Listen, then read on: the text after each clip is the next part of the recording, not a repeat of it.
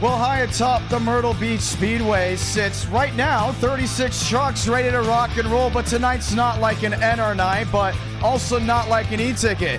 The iceberg is here like it is, but this is what we like to call a community event, an NR night in America, and you're about to watch it. The Myrtle Beach 400. I'm John Ramos alongside Jarrett Lumber. Jarrett, thank you so much for coming out tonight. I'm happy to be here tonight. This is going to be a lot of fun. I cannot wait. It's going to be very exciting. So let's go ahead and dive into what we mean by a community event. So recently we started realizing, hey, there is a lot of demand for these big, fully fledged e-ticket events. Matter of fact, the Alabama 500 just became the highest watched and the highest demanding driver count-wise for an e-ticket. So how do we truly know who's ready for that next level? Well, we have NR Night in America where you can join in as a driver, make your name known, and possibly get that shot. But we also have these events right here that are the Busch Series, maybe Xfinity Series to the e-tickets, where these names can come on in, show what they've got, so when it comes time to sign up for the e-ticket, they are in the question. Well, and we got a lot of different events coming up that are going to require a lot of drivers. So we got to know early on who's going to be cut for it and who's not. And that's what makes me excited for this, is there's going to be people who we don't normally talk about who might be running up front. We've seen it before in community events where guys that we don't really think of in being a e-ticket driver all of a sudden come out and win, upset the field. So that's, I think, the biggest excitement part of this whole thing, John. It's going to be very exciting. Let's go ahead and add into that. So the community events, they're not new. They've actually been around since 2023, just haven't really been talked about on a massive scale until really recently. The first community event in 2024, a multi-class race at Daytona with the Daytona 2.4 at the NASCAR Cup, Xfinity, and Trucks. Who showed out in that community event? Josh Lilly, who was invited into the next Daytona e-ticket event, that being the driver number 97. So it's very interesting. If you show yourself in the top 5, you have an opportunity. Riker Byram is another one. He was snuck into the Darrington Woodworking Florida 500, locked into Alabama because he won the Battle at the Beach at New Smyrna, which was also a community event leading into the Florida 500. You may see names here that you'll definitely recognize, but you'll also see names here that you're going to go, who's that guy? And if he's in the top 10, you may see him come one Friday night. Yeah, and there's probably somebody in this field, John, that neither of us are expecting to race up front. And that's the exciting part of this for me, is that I want to see these new names get made here. It's kind of like back in the day, Xfinity Series, names get made here. That's just what these community events are. And this wouldn't be possible if it wasn't for the driver demand, if it wasn't for the viewer demand. So because you guys have been such loyal supporters, this is an opportunity to showcase these guys on a big scale. So let's talk about Myrtle Beach. We got 6 minutes till we go qualifying. So here's an interesting part. This track doesn't technically exist anymore, but it has been such a hot ticket when we go grassroots racing. We have had big races here. Dawson Sutton bumping Michael Mitchum out of his first possible win in 3 and 4 in a truck. We've also seen TCB perform the same move on someone else here. Myrtle Beach is a great racetrack. It's going to be a day race, but this half-a-mile track located in South Carolina is grueling. It's tough. It's treacherous. And for some of the guys racing that have raced around the United States in person, they don't have a blueprint here tonight. Well, and I have never been to this track. I wish I would have been here. But I know people who have raced here and who have been a frequent fan here. And the same word keeps coming up from every single one of them. Challenging. It's unique and it's challenging. And you're going to see that firsthand with these guys tonight. We're seeing it in practice already. Guys that we would think would run up front, at least top 10, struggling on speed. Others who might run in the back, who are really quick because it fits their driving style. This is a driver's racetrack first and foremost. It's going to be a lot of fun to see as well. 1 second, it's all about wheel to wheel. Then next thing you know, it's tire management. It's a classic short track, but with the Truck Series coming here, it adds 2 things. What you already know and what you don't know. You can watch the trucks on a Friday night or Saturday afternoon on Fox, but you can't watch Myrtle Beach anymore, unfortunately, unless it's a bunch of NASCAR classics. So keep that in mind tonight. Another big thing, throwback schemes. If you already looked at the thumbnail, you can already see that it is nothing but throwbacks from the NASCAR Cup Series, but most prominently the Truck Series. Kyle Turzak, he's known for driving number 15. He's sticking with the number 15. Did you know Kyle Busch drove that number before? Yep. Guess what? Kyle Turzak will be running with it. Well, and we see so many others from different eras, too. We'll see some throwbacks from the 2010s, early 2010s, but 2010s. We'll see some from kind of what people say is the golden era of the Craftsman Truck Series. The kind of old guys versus new guard, the Skinner era, the Hornaday era.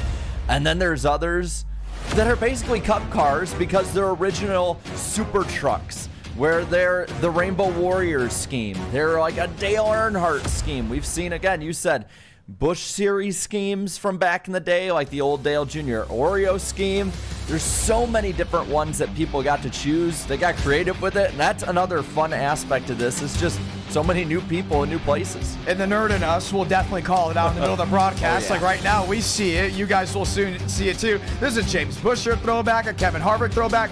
But these community events aren't just limited to drivers that haven't been in an e-ticket. You see weekend warrior names and e-ticket winners in here tonight. Daniel Mosteller has arrived on the scene.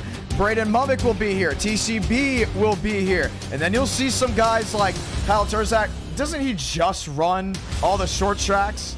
He's been trying to get an e-ticket, but can he do it tonight? Matthew Brower, he's been in e-ticket events. He hasn't been up front in e-ticket events. Can he prove something tonight? Zachary Truel, now a multi-time winner in NR Night in America through the open wheel scene. Can he hold on to something here tonight? Palowoda. You don't know who Palowoda is, but you may know who Palowoda is tonight. Well, and then there's so many others like you talked about before who have been making a name for themselves. We see Byram on screen, Chiru Jua, Frank DeAngelis. Can he break through and get a win? That's going to be the big one. I'm excited to see what Frank can go ahead and work with. We're at the 2-minute warning, ladies and gentlemen. So, Jared, I got to ask you, coming into this race, a lot of unknowns, but who is the favorite to win? We got to play around the chat as well. I would love to see what they have to think, because we got Vijaya Kumar, we have Marcus Vanderlee, we have Kyle Turzak, Daniel Mosteller, Braden Mummick. Do you think this is going to be a old school showdown through veterans, or do you think this is going to be more of a rookie coming out of nowhere? The problem is that with such close confines, anyone can get taken out. You can get taken out by a lapper. But kind of like the start of the NFL draft last night, it was predictable a bit. And I think we're going to be a little predictable here. I'm going to take Demos because he's on fire right now. How can you pick against him? That's huge. I mean, the thing about Mosteller is nuts. When he won the first e-ticket, the chat went nuts. The chat went nuts again for Alabama. They broke it. But then all of a sudden I watched back, and some people were not happy about that. They're like, didn't we just see him win? When are we going to see a new e-ticket winner? And forever it felt like e-tickets were in an underdog era, then a first-time era, and then multi-time e-ticket winners are now spreading on out. Tonight, I'm going to pick Kyle Turzak. Here's the name you know if you watch the short track races in NR Night in America. Here's the name if you don't know that you possibly just watched the e-tickets with. He's won at Kern County. He's won at Concord. He's won at Richmond. If it's under half a mile and Kyle Turzak's in the field, he's going to be strong. But anything over that, you may see him back to 15. That is a big opportunity right here to have him prove some things. Kyle Turzak, he races in person. He is a short track specialist. He's looking at making that Indiana 500. No better place to showcase your skills than at a track that you already know about. Get the viewers into it. Get the drivers into it. And maybe come the time to wave the green flag for his first e-ticket event. He'll be ready to go. I will say, we're seeing the speed he's been putting up in practice, and that is a good pick. I think that's a very good pick. If there's anyone that's going to beat the favorites, it's probably going to be him. Well, guess what? Shot clock is down to 0, which means one thing. We're going racing 300 laps tonight. Some are asking why not 400? The original Myrtle Beach 400 was just 200 laps. Why is that?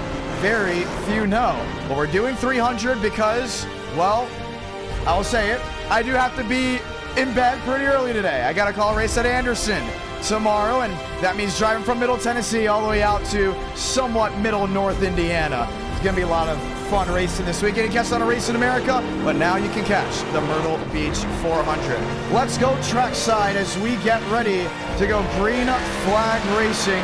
Already onto the bump. Anthony Saviano. We already start with a new name.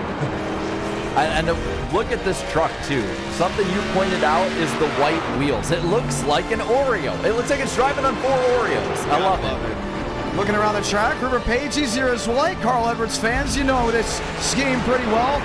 Now they're cheesing, they're taking their time. A new cheese was found in the test last night from what we saw as well. They're gonna take their sweet, sweet time rolling around this track until that final run. Keep an eye out for it.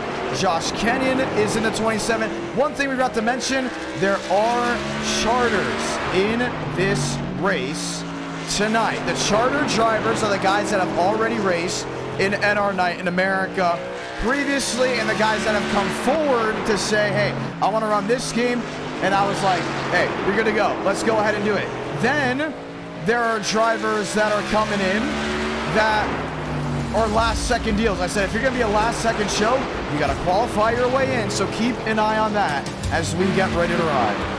And again, I love this Napa throwback as well. That 16 car, it's one of the early iconic trucks too, and that Matthew Brower, he's probably going to be somebody, I'd say, that's running up towards the front of this field too. River Page goes second on the board. Check that. TCB now goes second on the board. James Thurston back in that Kevin Harvick throwback, the Longhorn Chevrolet. Here's a driver that you always see winning in NR Night in America, but has never won an e-ticket event. Does that change in the future? Maybe. But first, he also has to win a community event, in my opinion. Yeah, and I think a big part of this too for the regulars is get some momentum built up, because that next e-ticket event is coming up quick. It's not like it's a 2-month, 3-month wait like a lot of others have been. Ethan Eckert on the racetrack. He's there in the 19 rolling around. Cody Meadows, should we say, in the number 20 or the number 7, starting currently in the 20th position, checked in.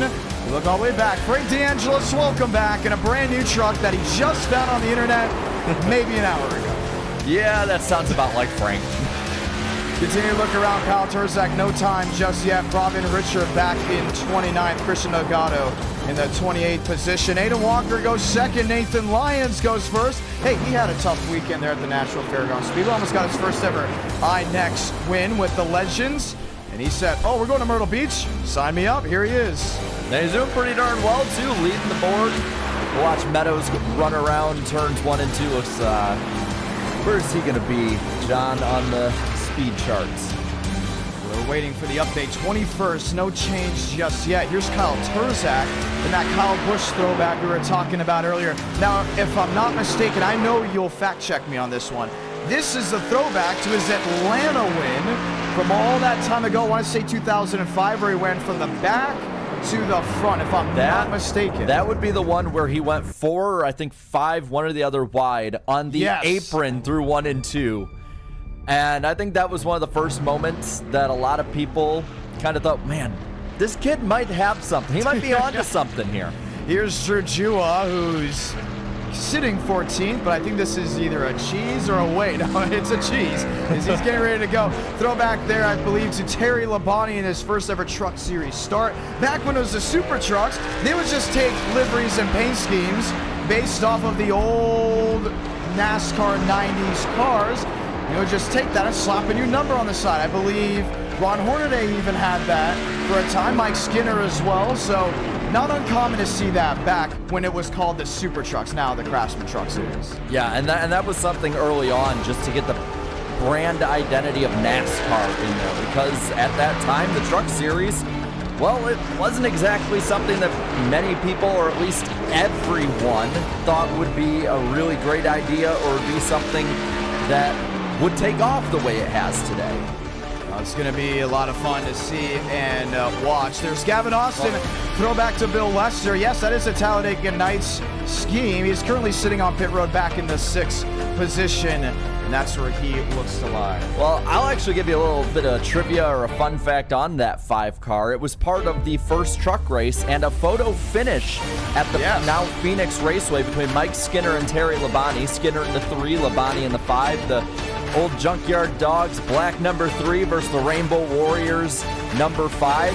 And the margin of victory in that race was a little under a 1/10 of a second. It was 0.09, so 9/100ths of a second between them. And one of the best truck races was the first one. That's fitting. I like that a lot, actually. So, 300 laps tonight. Let's go ahead and get ready to look through this field. So we're confirmed 34 trucks will take the green flag for 300 laps.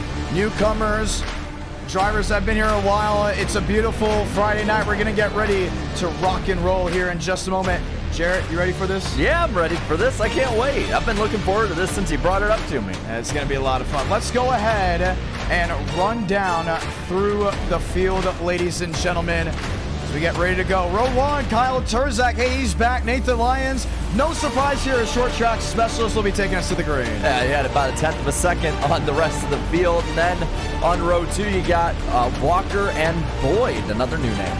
Yes, very much indeed. Row 3, Kevin Austin, that 22, his iconic number. With Daniel Mosteller, a true and golden throwback. He'll be starting inside of that 22. And in row 4, we have the 84 and 54 trucks. We got 2 Toyotas locking out row 4. Head into row number 5, TCB, he's back, that iconic 25 with a little bit of a twist. And Joey Beck, who went fastest in practice last night. Keep an eye on him, he won't be sitting there long. And in row 6, we got Ripper, Page, and Truel. 2 other, I wouldn't say new names, more established names, starting to build some momentum up in NR.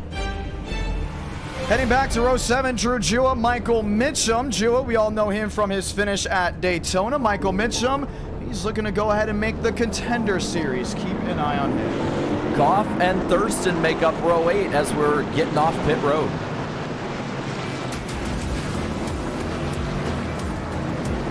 Heading down to row number 9, Anthony Salayano with Riker Byram. Row 10, we got Eckert and Brower making that row up as well. Heading back to row number 11, Tobias Matheson, Jackson Carr, know him very well. And then we got Frank DeAngelis starting out in row 12 with Meadows beside him. Heading back to row number 13, Vincent Gucci, Jacob Brown, a newcomer, making his first start. Lee and Kenyon make up row 14, pretty close too. Row 15, Lane Sanders, Jackson Vise. We all know Lane, he's run that SpongeBob car tonight. For Jackson Vise, this is the opportunity he needs. Row 16 has the 00 and 8 starting side by side as well. Row 17, Brandon Duggan with Joseph Tucker. They line it on up as we get ready to ride. We'll get the one to go this time by, but before we go all into that, we're going to go ahead and give you guys a quick update on the race analysis. Left side of your screen, 154 miles, 300 laps, pit road speed 35, pit window 130 to 140. You're going to be on their toes as we go ahead and say those magical words. God, speed, drivers. You are go for a throttle up. Jared, any final thoughts? I think this is going to be whoever can outlast the rest of them, whether it comes to beating and banging or just plain short track racing. Pace car makes a hard left on the pit road as they file 2 by 2. The thundering sounds of machines are back at Myrtle Beach. 34 trucks strong say, let's light the fuse from South Carolina.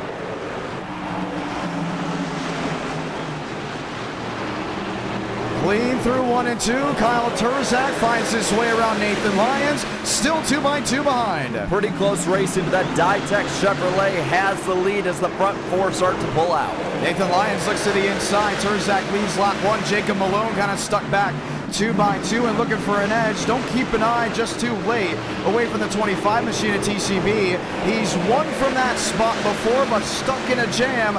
Laps, they're going to go by quickly here as no one has seemed to be able to get away. Already 3 in, and Nathan Lyons has taken the lead up front. Man, quickly there from Kyle Turzak. I don't think Turzak saw it coming. Matter of fact, I don't think we saw it coming. If Turzak usually starts up front, he's going to stay up front. But having that young Nathan Lyons take the lead, a little bit of a head turn. Mosteller's up the 5th. No surprise there. Still a pretty orderly start, all things considered. Everyone minding their P's and Q's, and through this field, the top 5 now are really starting to pull away and get in their own group. Rocky Boyd, he came into this race really unknown.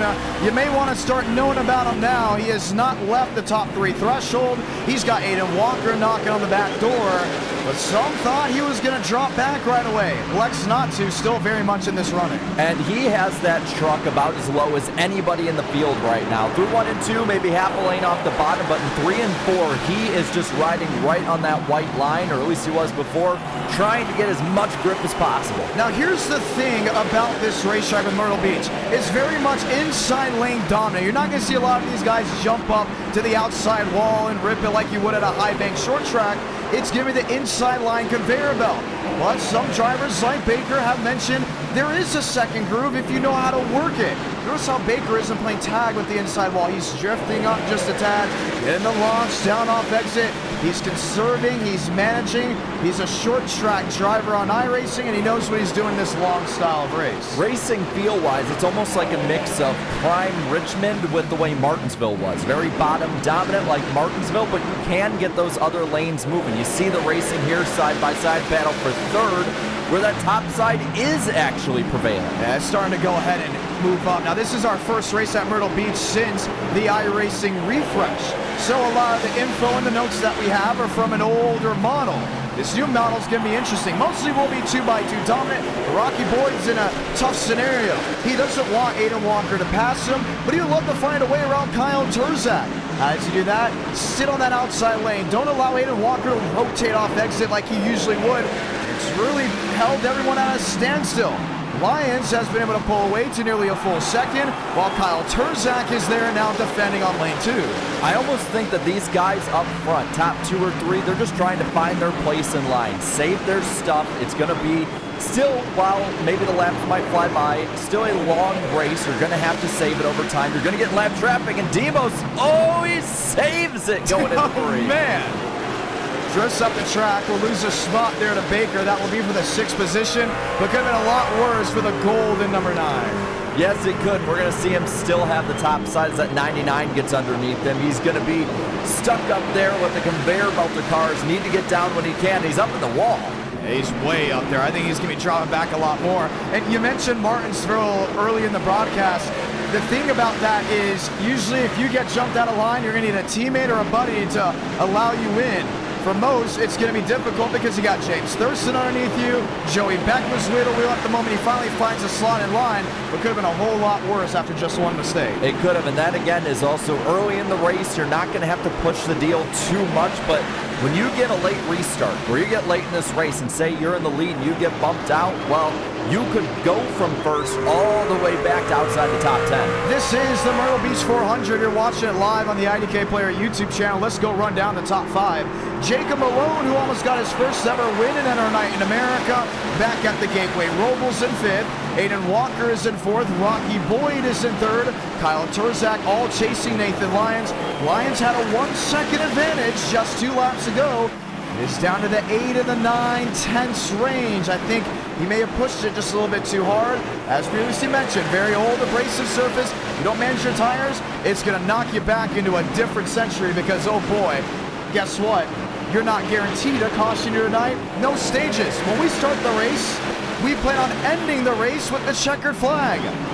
Cautions, they only happen if there's an incident on track. Well, interesting, we just saw there Turzak actually going up a lane, trying to run the same lane as Lyons as he started to move up the track and pull a bit away by about a 10th or 2. So you're seeing this groove widen out, even though it is so bottom heavy and dominant. And I think you're just seeing drivers try and find wherever the grip and the speed is, because if you're just going to run with someone, you're going to have to run him over to get by him. Yeah, look how low Baker just got to the inside wall. And usually Myrtle Beach is inside lane dominant, but with how heavy the truck is and how much more horsepower you'd have in a super late model, you're not just obligated to the bottom. You're already, this track is widening out. Look at all the rubber that's being placed on. When you have 34 trucks going into a consistent motion, the groove will widen out. And what I want to mention is also when we went to the Michigan race for the USA 500, we said it's going to be 2 lanes and that's it. Then they made a 3rd lane work. Looking at Nathan Lyons, he's all the way up in that 2nd groove. Some drivers, you mentioned, have already gotten to that 3rd groove. Do we see more than 3 grooves work? I mean, I think we could if they're working up this early on in the race. I mean, we're 18 laps into this 300-lap race, and they're already starting to push that groove. And then at that point, you also have to ask, do you start seeing them maybe try and pull slide jobs later in the race? Try and make those bonsai passes late in the race because the top line might get more dominant. Well, Kyle Turzak has mostly stopped the bleeding to Nathan Lyons, but Rocky Boyd has shown some strength. Look at Jacob Malone to the inside. They're evaded. Walker, a look, a peek, backs out of it. He's definitely quicker than the 93 on entry. Exit, not so much, but for Jacob Malone and Rocky Boyd to go out there and say, hey, I'm going to be a top 5 driver early on, it's head turning. You heard that? I think Jacob Malone just got into the inside wall. But again, you got to push it to the edge. But at the same time, I think what they're showing is something you need in e-ticket events. Patience. They're being patient. You can't knock him out of the way and then spend the next 280 laps hoping he doesn't get you back. Or you can bide your time, wait for the opening, and make the pass that way. We looked at the top 10. Let's look back a little bit. This is Jackson Carr in 19th. Ethan Ecker back there in 20th has already gone to the outside wall. Lane Sanders, the SpongeBob throwback with the Red Horse machine. He's back battling with Vincent Gucci. Here's two drivers that I want to say they're polar opposites off racing. Oh, already contact between both of them, but they're also known for getting into incidents. Mostly towards the back half. I think Lane's idea is to survive and get as much TV time with that truck that he did design and is available on Trading Pains. I think that's part of it too, but I think the worry you have with this track is we're 23 laps into this race and they're basically half a lap down of leader Nathan Lyons. So you're going to get caught quick by the leader, and especially if you're some of the guys in the back. I saw like Frank DeAngelis running 32nd, and if you're him, you got to start moving forward quick or you're going to get lapped. Now the big thing about an e-ticket event versus a community event, the community events take a little bit more off of vendor night. You go a lap down, you can get it back, and whether you're the first driver or a wave around, so that's something to keep in mind. But if you look at the gap here on Lane Sanders, on lap 18 he was an 8.61, lap 23 he's a 10.2. Now this could be because Lyons is pushing. I mean, he is way ahead of Kyle Turzak. Now this is a 2-second advantage, but you're not guaranteed to have a caution. This is as old of a surface as you'll get at what Atlanta was.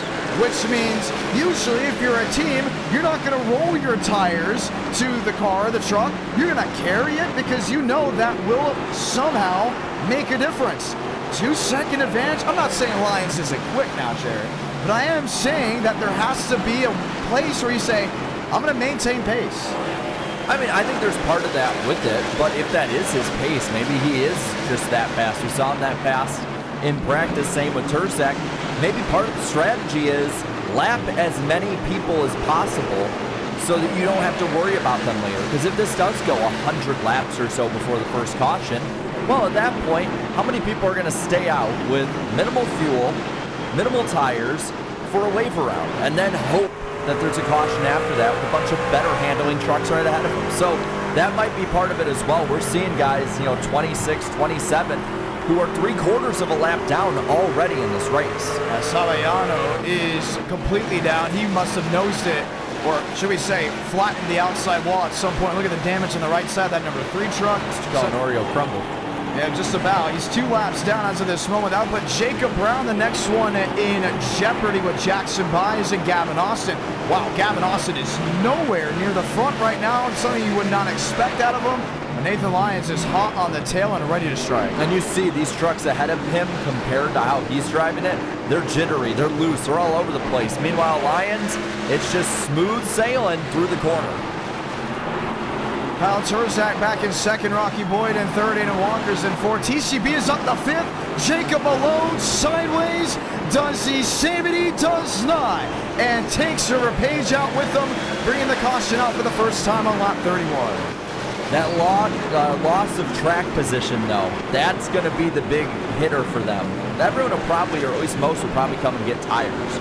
We've seen the lap time start to sort of fall off a little bit, but they're going to be so far back, you're going to have to move your way through the field because of this incident. It looked like a classic Myrtle Beach wreck. You look back on NASCAR Classics and see how the Myrtle Beach 250 looked for the NASCAR Busch Series. It was something you would see over there over Jacob Malone in the Bubba Wallace throwback, involved in an incident early on. He's going to put it on pit road there with River Page. Let's watch back and see exactly what happened. This is on entry. Oh, it looks like he gets contact from the 99. Yeah, he definitely made Page made contact with him beforehand. but drifts up the track, was still very much in the gas, and took the Carl Edwards 99 around. Yeah, that it's funny how that works out in those wrecks, though. But I guess there was no innocent bystanders taken out, all things considered, when between them. I mean, watch the entry into the corner, though. It looks Look like at this. He's so high and mighty in turns 1 and 2. There was something seriously wrong with this truck. And we talked about it. A longer green flag run will allow the veterans to show. Look at Drew Jew in the background. I mean, he's hand over fist trying to hold on to it. Page just barely nips him in the right rear. Baker's forced to gas it up. You can just see the truck weight shift to get out of the way. And for River Page, he just picked the wrong door. He could have gone to the one to the left or the one to the right. He chose the one on the right and went around. Yeah, but stayed on the lead lap. That's the important part, or at least at this point, stayed in the lead lap. So they'll probably be able to recover as long as they don't have these incidents continue to happen. So the caution is out for the first time. If you're just joining on in, we say hello, we say welcome. TCB back and forth, Dana Mosteller back in 5th, James Thurston, Joey Beck, Michael Mitchum, Zachary Truel 8th, 9th. Nathan Palawoda is back in the 10th position. Once again, a scattered field of names from top, bottom, middle, looking for something to work out, but for old Nathan Lyons, this is the position he wants to be in. He has led almost every single lap in this race so far. And when we're looking towards the front, Boyd now has jumped up to 2nd on pit road. So a new challenger for him on this upcoming restart. It's going to be interesting as well. Walker, Mosteller, Baker is back in that 5th position as they get ready to line up 2 by 2. James Thurston is back in the 6th place spot. So we'll get the one to go next time by as you're watching the Myrtle Beach 400 live on the IDK Player YouTube channel. Another community event of 2024.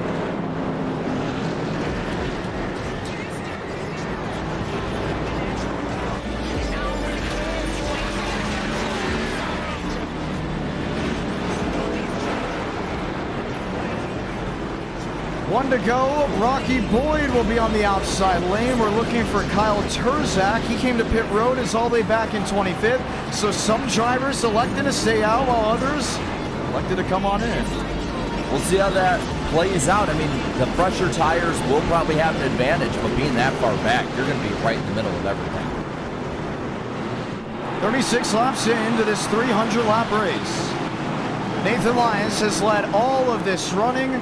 Rocky Boyd, we said he's here to make a name for himself, and he has the opportunity to do so as of this moment. Back underway from Myrtle Beach.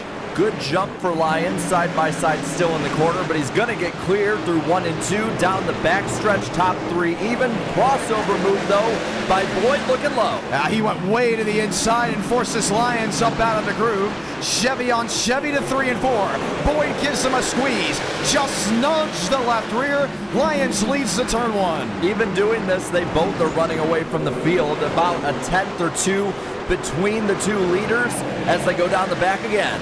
Lyons able to pull away now. It's about a 2 truck length advantage over that in the Chevrolet. All eyes are now on James Thurston. That's moved up a groove. He's to the outside looking around the Joey Beck 33 and looking at the quarter panel of the Daniel Mosteller number 9. And he's trying to get it hooked up top, but it's looking like 1 and 2 is the more difficult side of the track to do that with. You can do it a little more in 3 and 4, it seems like. I don't know if it's a banking issue or whatnot, but you just can't do it. He had to fall in line looking low now. Baker looked to the inside of Aiden Walker, couldn't get a nudge.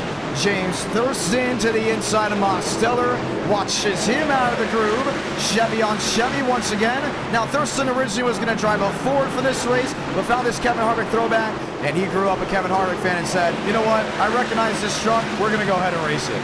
And that truck he's putting to good use down on the bottom, a nose ahead of the 9, can't make it happen this time. They're going to remain side by side down the back, racing for the 5th position. That's a tight move. Look at the late lunge out of the 4. I mean, really shoved it in there to make sure Mosteller doesn't get the drive in.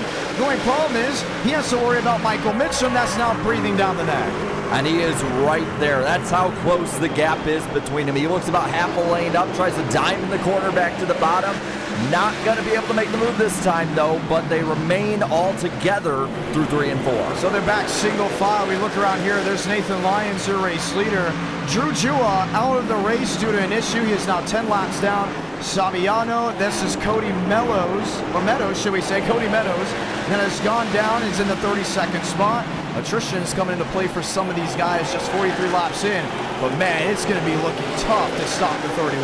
Yeah, he's already lapping these guys, proving he can pass them quick. And there's another lap car there. I believe that's Lane Sanders. He's going to get at least 2 and probably pass in the next couple laps. But you're seeing this gap grow. It's Lions versus the rest of the field at this point. Look at the damage on Lane Sanders. He got into someone, or maybe he got into his own mess. Not exactly sure, because I've been so far deep into the field. But we do stay green because of it. Rocky Boyd, Aiden Walker, TCB, Daniel Mosteller. Names that we're used to seeing running up front at Myrtle Beach. But Michael Mitchum back there in 7th, we're used to only seeing him running up front using the next gen. Now I say that as earlier it was mentioned he almost got his first win here. You know how? Strategy. He stayed out. Dawson Sutton did not. Sutton got in the back end of him through 3 and 4. Dawson Sutton takes the win, and Michael Mitchum continued to wonder, when will my first win ever come? Well, he sees Myrtle Beach as an opportunity. Should we say, in your case, a missing ring, maybe a missing flag? Yeah. And you see, he is still keeping a really good pace with the rest of them. 7th or so at the moment, right with Thurston, as well as ahead of Beck, and pulling a bit away from Beck as well. And you're seeing kind of these groups segment themselves apart based on speed at this point. And you're not really seeing those who tried taking tires move their way up as quick. Look at Aiden Walker to the inside there of Meadow. He wanted to get to Boyd, but wasn't going to be able to get through 1 and 2 correctly. Another late lunge. Classic short track racing on full display here. Inside lane, when you have fresh tires or cold tires. Once they start heating up, you start washing up. And there's not a lot of banking here at this racetrack. Maybe at most 13 degrees, but you sort of see a lot of these drivers just now try to find different lanes and different grooves to work with. Yeah, and that's, I think, the fun part going into the late runs with these. As you get 20, 30 laps into a tire cycle or just into a run in general with these trucks, is that they can have that versatility. They give the driver the option to try and make moves. And I think you're going to see that even more in the race, because you're seeing, even up front, Nathan Lyons will spend some corners down low, others a little higher. Now look at Kyle Turzak. He started way, way deep in the field. Has got 1 lap led of the 50 so far. He came in as the big guy, and like, hey, he's going to win it. He's going to be up front. He's going to do everything he needs to do. He's in the 17th, 18th position with Josh Kenyon. You can see how much quicker he is than these guys, but when traffic comes into play, it's like you're stuck on I-95 in Fort Lauderdale. You're not moving. You're not moving whatsoever. Yes, you have the faster truck. Yes, you have the faster driver. Was pitting the right option? Well, I want to look at it like this. He restarted 25th. He's moved up 8 positions, which is not ideal, I would say, this far into a run, but you're still moving forward. And he can have that versatility with the fresher tires to try the high line, try down low. Other drivers have to be a lot better, almost perfect, to run with him, whereas he just has to run his normal race. So it's at least an interesting experiment this far into the event. Look at this one, Frank DeAngelis. I mean, hey now, he has 4 seconds back to your race leader, but he wasn't also known as a short track guy. He was more known for intermediate and super speedways. Up there in 11th, and he has to go out there and obviously beat Ecker, beat Joey Beck, and all these other guys that are on a different strategy. But there's one thing you can't take away from Frank, and that he's smart. He knows what he's doing out there. He's watched racing for oh so long. He understands how this track works, including with the truck. If it comes down to strategy and then becomes a thinking man sport, 69 could be up there and snag a win right from the driver. Well, and while some of the guys in front of him had pitted, he was 34th about 10 laps into this race. He is battling now for a top 10 position in this race. So he's showing his strength early on and showing a bit more life than he's shown the last couple events. Now you look at the top 3, top 4, they're all spread out, nose to tail in parade formation. Check that, Rocky Boyd is now going up to lane 2. Back and forth, Daniel Mosteller, TCB, James Thurston, they're all within a second of each other, even half a second. Michael Mitchum is there in 7th, Joey Beck is back there in 8th. And I start wondering to myself, well, Baker has won from tire saving, and there was one Myrtle Beach race he ran by not hitting the wall, as he just did heading into turn 3, by laying back so long that they got a long green flag run and went from 4 to 5 seconds back to stealing a win. I talked about the thinking man sport earlier. Do you think this race will come down to a late race shootout? Or do you think it's going to come down to strategy? Might come down to just handling at this point. I think what it's going to come down to is who the smartest driver out there with their good truck is. Who sets somebody else up right. You talked about it being like a short track race. And one of those things you see at a local short track is you'll see the track champion maybe fall back to in a 20-car field to 8th. And you're like, wow, why is he running 8th? He's half a lap down. But then he just slowly and methodically makes his way up towards the front, towards the end of the race. And when he's battling that younger hotshot driver, he just sets him up right. And there's nothing defensively that driver can do. I think it's going to come down to something like that late in this event. And Lane Sanders is struggling. I mean, seriously, Meadows sideways on the outside lane, comes down the track. Does he get into anyone else? Not exactly sure. It looks like he's going to get it backfired. We stay green. Talking about Sanders and Meadow, both the both the Red Horse trucks. They were stuck 3 wide at one moment, struggling on that outside lane, and I mean dearly. Tire wear now just back into this restart has become such a big problem. We have the cost on lap 31. We're on lap 62 already. This is where it really starts to bug in for Rocky Boyd. He hasn't really lost touch with Nathan Lyons. It's about 6, 7, 8, the difference between both these, depending on entrance or exit. Nathan Walker's made up time. He's 1-3 back. Yeah, I think what it's showing is you just got to get that right jump on the restart, too. I think if you get a better jump, get past that person, it's better to play defense early on and later on than it would be to, say, play offense and try and make it past without getting into them. And so you're seeing these guys kind of fall in line about what? It's in top 7, 8. They're falling in line while those guys in the back we just showed, they're racing 2 and 3 wide and racing their guts out, not saving a thing. Yeah, look at this. So this is from the nose of Rocky Boyd. You can clearly see Nathan Lyons dead in front of them. They have one truck stopped in between both of them. That would make the difference of positioning that may go out there and be, I believe, Jacob Brown. Maybe not. We'll keep an eye on that. But you start wondering and thinking, okay, Nathan Lyons has got a fast piece. This is twice now he has slammed the gas and not looked back. He is banking on cautions, and Baker just made it very difficult through the middle of turns 1 and 2. Look at these trucks all trying to find a way around. Might be banking on cautions, and they might be trying to deliver, but look at Turzak battling for a top 10 position right now after restarting 25th all the way in the back. Not really a battle anymore, he just has it. Yeah, I mean, Baker is struggling dearly. He gets to the tailgate of the 15. He's not going to be able to find a way around. Turzak just has a lot more on the rubber side. So yes, long green flag runs. One truck stop up top, and that's going to be Rocky Boyd. You get it back going. He won't. Nope. Throw the yellow. And, you know, we talked about him earlier. Frank DeAngelis has been up from 34th to 7th in that run. Wow. As well as with the pitting, but still, so far, started in the 30s, up to 7th position early on. Yeah, you see Jacob Malone, he has damage. I don't believe that was because of what happened. You can probably look around where Nathan Lyons was to see the cause of the incident. Here's Rocky Boyd. He was running fairly well. Next time he had a 3 and 4, that's where the impact was made. Here's a guy that came out, showed what he's got. He's not going to deliver the finish that he wanted. Oh, man, start with the truck on the outside. That's Christian Delgado. That was involved in an incident earlier. What's he doing up there? Looks like we're about to find out because... Oh, he was having internet issues. Look at just blinking in and out. Josh Kenyon went for a slide and bam, right down the track. Was he blinking on his screen for himself and anyone else's screen? You can see Aiden Walker also gets tagged up and into the outside wall. We saw Josh Kenyon with issues as well.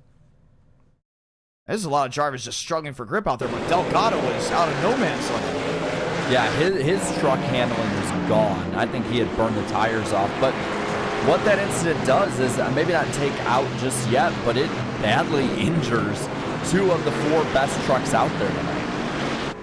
Christian Delgado, Rocky Boyd, a lot of these guys that are out, they're going to be struggling to hold on to an opportunity for the next event that we go to, but 70 laps in out of 300. Nathan Lyons, Daniel Mosteller, James Thurston, Aidan Walker, Michael Mitchum, all lined up as we get ready to go green. Delgado's PC blue screen. Dang, that's just terrible luck. So at this point, John, 70 laps into a 300-lap race, you're seeing the handling go away really quick on a lot of these trucks. Some of them have been out since the start. Do you still stay out and then try and get those fresh tires later, or do you all just fly in and just basically resign yourself to the fact that you need to have these fresh tires? It's interesting. I'd say you need the fresh ones. I mean, every time you get a caution, I would come to pit road. And for Nathan Lyons, he's going to have Demos Thurston, Aidan Walker right behind him, so this is still going to be a very tough race to the finish. But I don't see how you can stay out on a tire strategy. It doesn't make any sense to stay out on a tire strategy, knowing that something can happen at any moment. And old surface, if it was fresh new pavement, I would say, yeah, go ahead and stay out, give it a shot, but not in this moment. Well, they're lined up. Front row is Lyons and Mosteller now in the bottom in that gold 9. Let's get ready to go back green. Most on the bottom. Nathan Lyons on the outside lane. Back green for Myrtle Beach.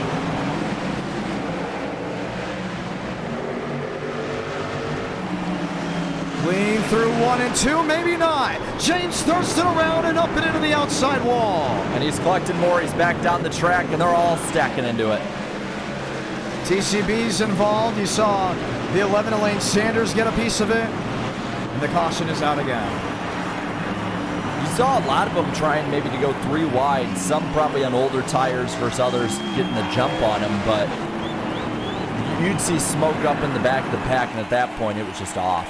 It was not going to work out.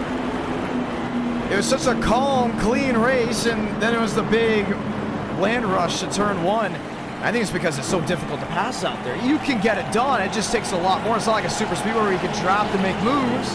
It's a short track where it's very dynamic. Look at DeAngelis, makes up so much time. It's up the 4th because of that incident. He's doing what he can, but let's see. Yep, there they are, already 3 wide. 99 goes up the middle. Oh, that may have been on him. The 75 there flew up.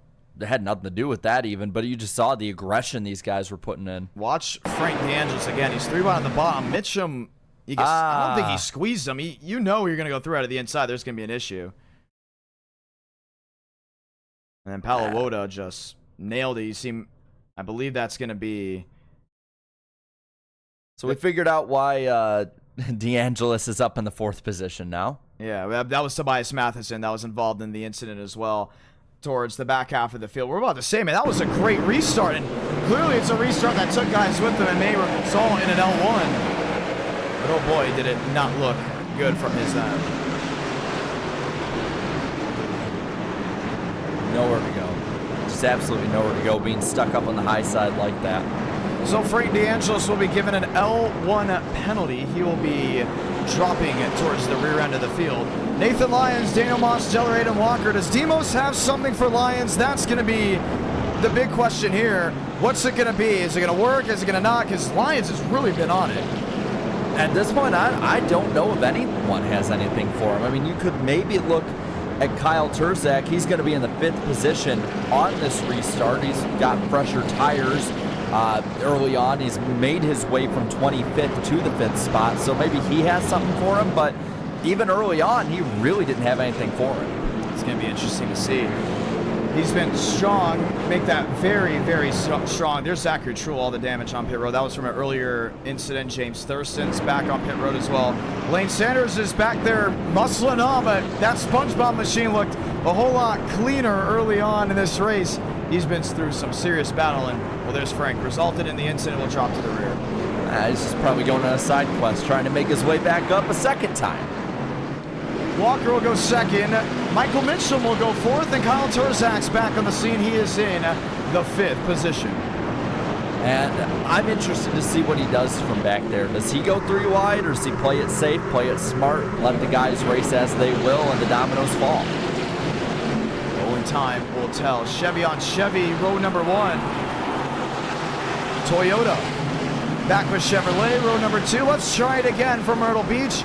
Working lap 78 to 79 out of 300 as we're underway.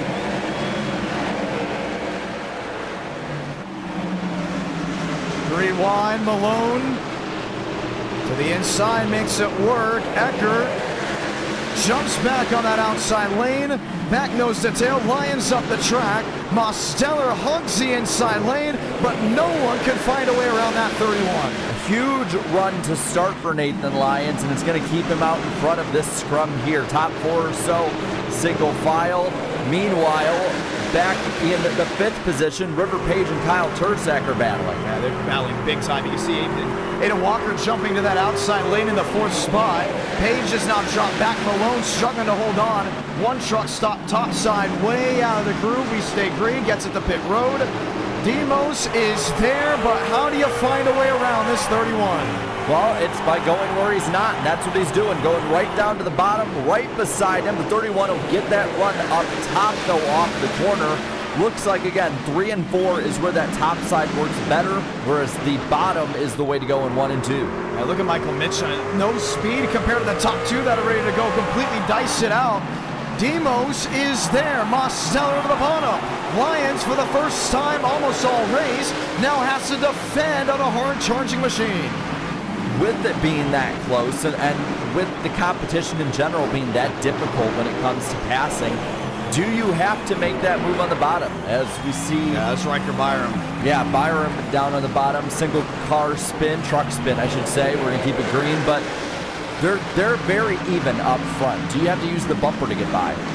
I think you may have to nudge them just a little bit. Now, this is the newer damage model. This isn't the old damage model that you used to have where if you hit the wall, it's a big problem. Turzak, Walker, wheel to 3 and 4. So it's going to be interesting to see what they work with. Let's talk about how quickly a race can change. DeAngelis caused the incident to turn 1. I mean, no ifs, ands, or buts about it. And is now having to defend to stay from going a lap down. In doing so, blocks Nathan Lyons from having a run and allows Mosteller to close in. Lyons shunts the 69 out of the way and turns him for a slide. That is a Frank DeAngelis moment if I have ever seen one. I think he parked it on the nose. And here's the thing, everyone that's near is saying, where's the caution? We've got trucks everywhere. If it's not in the racing groove, you will not see a yellow for it. If it's not race impacting, you'll also not see a yellow for it. So Lyons obviously knew this and said, you know what, I'm gonna wait just a little bit. Okay, he's gonna spark it on my nose, I'm gonna give him a shove. It's allowed Mosteller to not get away as these two are toe-to-toe for the lead. Yeah, he is right on his bumper. He is right at his basically almost quarter panel at that point. He gets below it, but he just can't get the run off the corner. He's getting squeezed down by Lyons. You see Turzak back there in 4th. He's starting to make a little bit of a charge. This top 4, top 5 has really been closely tight-knit all race. And you say this, and then all of a sudden you realize, isn't it not? It's because after that first caution, it became a strategy race. Well, the strategy's worked out in the favor of Kyle Turzak. He's now up here. These are the big 5, in my opinion, that are going to find victory late. Yeah, they're the ones that have stayed out of trouble the most. They're the ones who have been the fastest, been the smartest.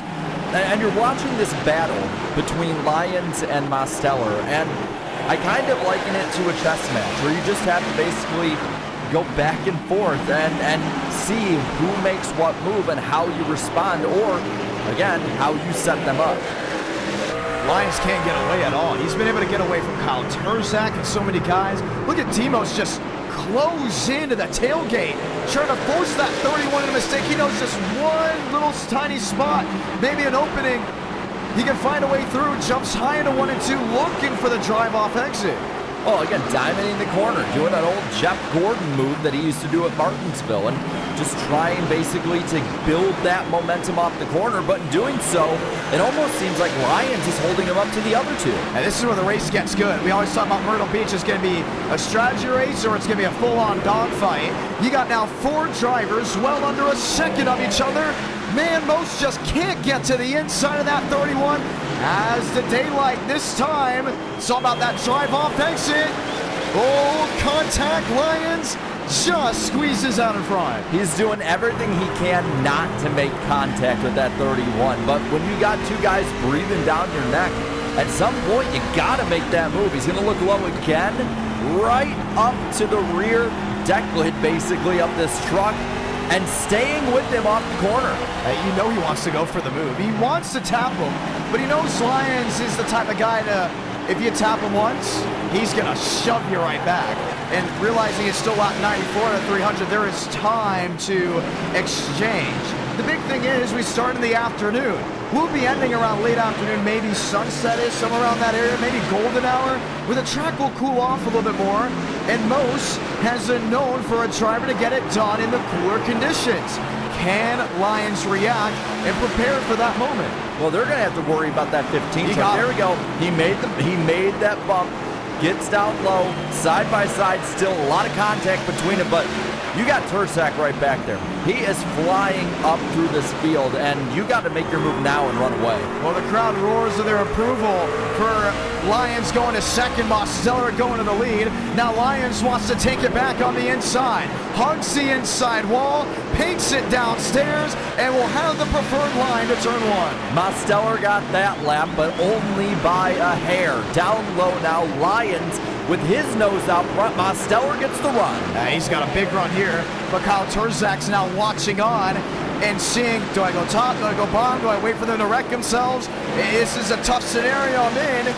But dang, Demos just does such a great job of getting that right side up near the wall and driving off. He's allowed Lyons to just prevent any type of forward momentum. Well, and this is the hardest that Lyons has been raced all night, but Mosteller is making that top line work, and he might actually clear him off of 4 this time. He does. He's going to clear 31. Yeah, completely, and we'll have the lead by a good margin. Lap 99 to 300. It's a new Chevrolet up front, but it's 3 faces that you expect to see at the end. Turzak, Lyons, Mosteller, let's talk about it. Nathan Lyons, the savvy rookie, should we say. You know him here and there. He would finish second, he would win, but he's not been known for winning. In the e-tickets, he's not been known for winning on the big show. This is the biggest show he's been in a long time at NR Night in America. Kyle Turzak, you probably only know him from winning on short tracks because he's never gotten it done on intermediate. He's never gotten it done on a super speedway versus the driver that's gotten it done everywhere, that of Daniel Mosteller. Yeah, Mosteller right now just trying to slowly but surely pull away. Not really happening too early, but Turzak again just trying to set Lyons up. Lyons takes away his line a little bit through the first half of 3 and 4, but it is really, really close. Looked all the way to that outside. Now you can see Turzak again going up there. Early on, I thought it was going to be just inside lane dominant, but clearly with how this rubber has been built up with drivers running different lines, it's pick and choose your lane, top side, inside, all over the place. Lyons is defending top and allowing the inside lane to be wide open. How does that strategy work? Because if I'm Turzak, at some point I'm just going to take the bait. Well, so Turzak is going down low through 1 and 2, but if he does it again this time, what he's been doing the last couple laps is entering the corner about a lane higher than Lyons, whether it's the second lane when Lyons is in the bottom lane or the third lane when Lyons tries to defend up top, and he's just keeping that momentum rolling. It's done a great job. The big thing is Mosteller took the lead but hasn't really pulled away. It's still about 4/10 the difference. They really fought and clawed for that lead. With this being such an old abrasive surface, it's not driver on driver per se. It's really driver versus track where you know things are going to get really difficult later on. You think he pushed it too hard? I look back at Mitchum, okay, 2 seconds back, not gaining. Aiden Walker 5th, not gaining. TCB back in 9th, not gaining at all, but Kyle Turzak has not gotten away from Lyons. Lyons has not really gotten away from Mosteller. Yeah, well, I mean, Mosteller is now starting to slowly get a bit of a gap, but I feel like at this point, the 3 of these guys, I think they're just falling into line, falling in place, saving their stuff a little bit. They know that they can get up to each other and they can race each other, but they also know that they can use different lines to either save their stuff or go hard, and I think that's what they're doing right now. You can see a lot of shuffling and swaying. Let's look towards the back half of the field. Here's Gavin Austin in the 15th position, battling Marcus Vanderlei in the 77. The throwback to Kuota, if I'm not mistaken, or one of the Red Horse drivers. A lot of Red Horse teams out there today. You look at Nathan Palawota back there in the 84, newcomer. Gavin Austin at one point was back in, what, 31st? He's sliding the tires in 3 and 4. This truck has been so upsetting to him. Yeah, he was almost backing it into the wall that time. You see him still loose down the straightaway. He's going to have to go 3 lanes up, still trying to save it. This truck is evil for him right now. Yeah, it's like he's got oil on the rear wheels. He just can't keep it forward. Now he's gotten the wall, and just as quickly as he was in 15th, now he's 18th. Saving tires, this is something that was talked about at Old Atlanta all the time, but now it's here on this short track of Myrtle Beach. Not driver on driver, it is driver versus track, and if you just happen to catch another machine, then you fight it out. How about Aiden Walker and Michael Mitchum? Mitchum has found a way around that 93. Yeah, he has, and he's already putting a truck length between the two of them. Another side by side behind them as well. Another battle, this being for the 6th position. And you're starting to see this later in the run, the comers and goers. You know, we talk about it on Sundays watching a cup race, and it happens in every series, especially these old short tracks where these guys who go all out to start with, they're great until they burn off their stuff. So let's talk about it as well on that end. An old classic short track, most of their fans don't want the repay. And the reason why I know this is because when I talked with the Anderson Speedway owner, I said, hey, I want that track when I did a track walk just to, you know, get some video content and marketing. And I said, this track is almost sandblasted. You know, it is just eating up and shoot up. Are you guys going to repave it? He said every time we discuss repaving it, it gets shot down by our fan base. You know what's another track that's also discussed that? Nashville. The fans do not like it. Now there's obviously pros and cons to having an old worn out surface. One, if it rains on it, good luck. You're going to have weepers. It's going to take forever to dry. Remember Texas Motor Speedway back in 2016? It was a sponge. It was unbelievable. It was a quick rain shower, and it took like 6 hours to dry. Well, and that was the way Talladega was back in the day. Actually, the last Talladega race on its previous surface was rained out till Monday. I had family at that race. It didn't rain that much after the initial showers, but because of how porous the surface was and how worn out it was, it kept all that water in. But what it also did was burn off those tires. What it also did was make handling a premium. And what it also did is make racing like this even more common, as now another battle for the lead up front. Mosteller has been chased out. Yeah, he's been chased out big time, and Kyle Turzak is now dropped back to about a second and change. Nathan Lyons is there and wants that lead right back. Looks to the inside of turn 1. Most gives him the lane, wheel to wheel for the top position. In a league of their own. One inside, Josh Kenyon. He keeps it down there. I believe he did. He goes for a loop, but once again, if it's off the racing surface, you're not going to get a yellow for it. The wheel to wheel is not stopped at all. Yeah, that lap may be a nose to Mosteller, but again, they just keep seesawing back and forth. 31 in the entry of the corner, 9 in the exit and down the straights. But it looks like slowly but surely Lyons is gaining now, has half a truck in front of that 9. There's a lot of lap traffic in front. I don't think Frank DeAngelis is going to lay over for Nathan Lyons, including what happened earlier in this run. Nathan Lyons is back to being the race leader here in the Myrtle Beach 400. But oh boy, Daniel Mosteller knows it's not doom and gloom just yet. Working lap 118 to 300. Yeah, if I'm in that 31, I might follow the 9 past DeAngelis after what happened before. Just try and take what hole is made for me instead of having basically at this point to make the move myself. You see Gavin Austin still struggling. What was he, back in 15th at one point? He's in 19th and at jeopardy of losing another spot and maybe even going a lap down. There's Lane Sanders, who is in jeopardy of also going a lap down.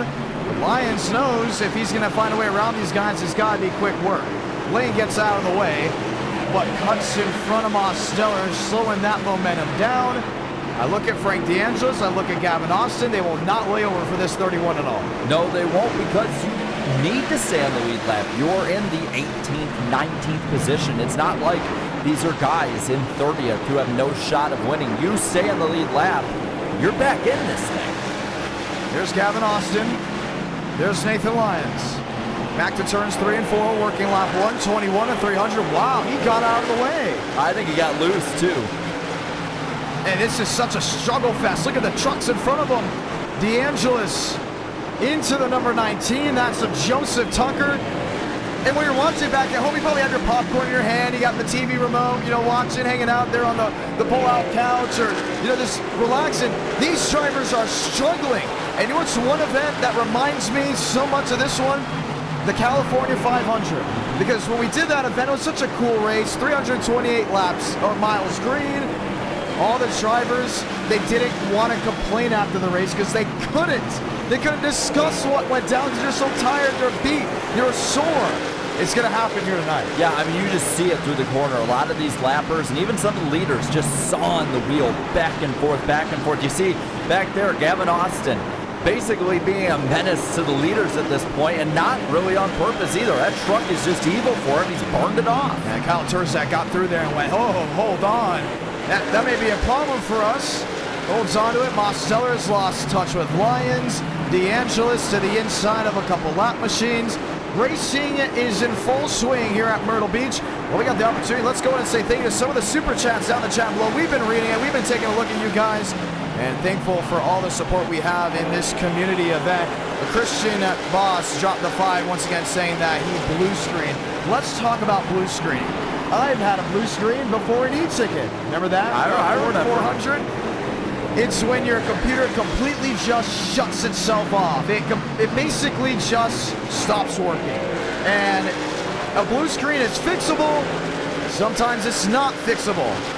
Somehow, some way, I fixed my blue screen, but others have not been very fortunate. That's why you saw Christian not holding the brake there, and he got into a couple drivers. Keep an eye on that. Anthony Tolley drops a hot pass, and Julian drops the VIP pass, saying hello and thankful for the great race in action. We got a lot of it here tonight. Aiden Walker's back in the 4-spot 1. Trouble outside wall. Gavin Austin down in front of the leaders. We're going to throw the yellow. That was building up for about 50 laps. Yeah, he's bound to go around. We've had enough incidents, a lot of single car incidents. Yeah, he's a danger to himself at this point. Yeah, he is very much hurting. You know who's the biggest fan of that caution? Frank DeAngelis. Yes. Who was putting up times comparable to the leaders to stay on the lead lap. Now he will go all the way back up. Where is he at on the track? What is he, 17th or so? 20? No, because remember, he went a lap down, so he's 24. Oh, well, there's the payback. I think Tucker wasn't happy with Gavin Austin and throws him right in the wall. We threw the yellow because he was drifting down the track right here, and that's when the yellow came out. Thought he was going to drift down a little bit more. He's lucky that he didn't drift into other machines, but also lucky the caution came out, because sometimes that's borderline. You may not get a yellow. The only reason the caution came out is because he was coming into the racing groove. Yeah, and again, it was needed at that point too, because I don't think he was going to go on pit road at that point. If he wasn't going to go on pit road after everything his truck was doing before, you kind of need to save him from himself. Now remember, this is when he got into the 19, Joseph Tucker. This has been a very interesting place to shunt people at Myrtle Beach, because it's happened so many times. Turn 3 is just a beacon of paybacks. I think Austin's got to do a lot of things to that truck to get him back in a race-winning position. Here's Nathan Lyons, your race leader. You know what? We got the opportunity to do so because of the trucks. We're allowed to do this with how it's all worked together. Let's go talk to a driver. You think we should go talk to Demos? Go for it, man. It's going to be a lot of fun to hear what he's got to say. Very interesting race, very textbook. This isn't drama-filled, wondering what's going to happen. We talked about the last event, the Alabama 500, being very reminiscent to our, let's say, 2012 Daytona 500.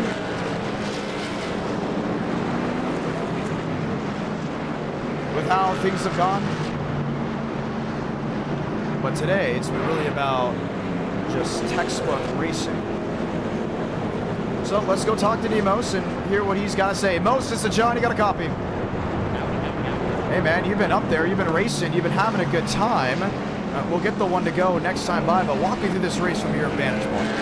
Racing is the best on the short track for me, unlike a polar bear in Nebraska. you can't hear him at all. I think he's so far away from the microphone. Oh my God. Hey, hear me? Hear me? You got some serious compressors on. Did you just update that? I don't know. Did I? I guess so. Well, we can hear you right now. What's going on? Oh, I don't know how I'm up here. I'm racing with some of the best on the short tracks. Lions, you know, he's been kicking ass, and oh shoot, my bad. He's been kicking butt in the Legends, and Terzak's been kicking butt in the, you know, late models. I'm up there with some of the best on short tracks. I don't know what I'm doing up here. These guys are really good. I'm just up here. Well, it's going to be a lot of fun to see this restart. Hey, good luck out there. Thank you. Yeah, we apologize for the wording for Marcel. You know, recently that's been happening. I've been telling these guys, hey, you know, families are watching. You know, keep that in mind. Sometimes you just get in the moment, you're smiling, you're happy, and you're just glad to be here. We get ready for the restart. Daniel Mostel on the inside, Nathan Lyons on the outside, back underway in the Myrtle Beach 400. And a huge restart that time for Nathan Lyons. It's a battle for second behind him at this point.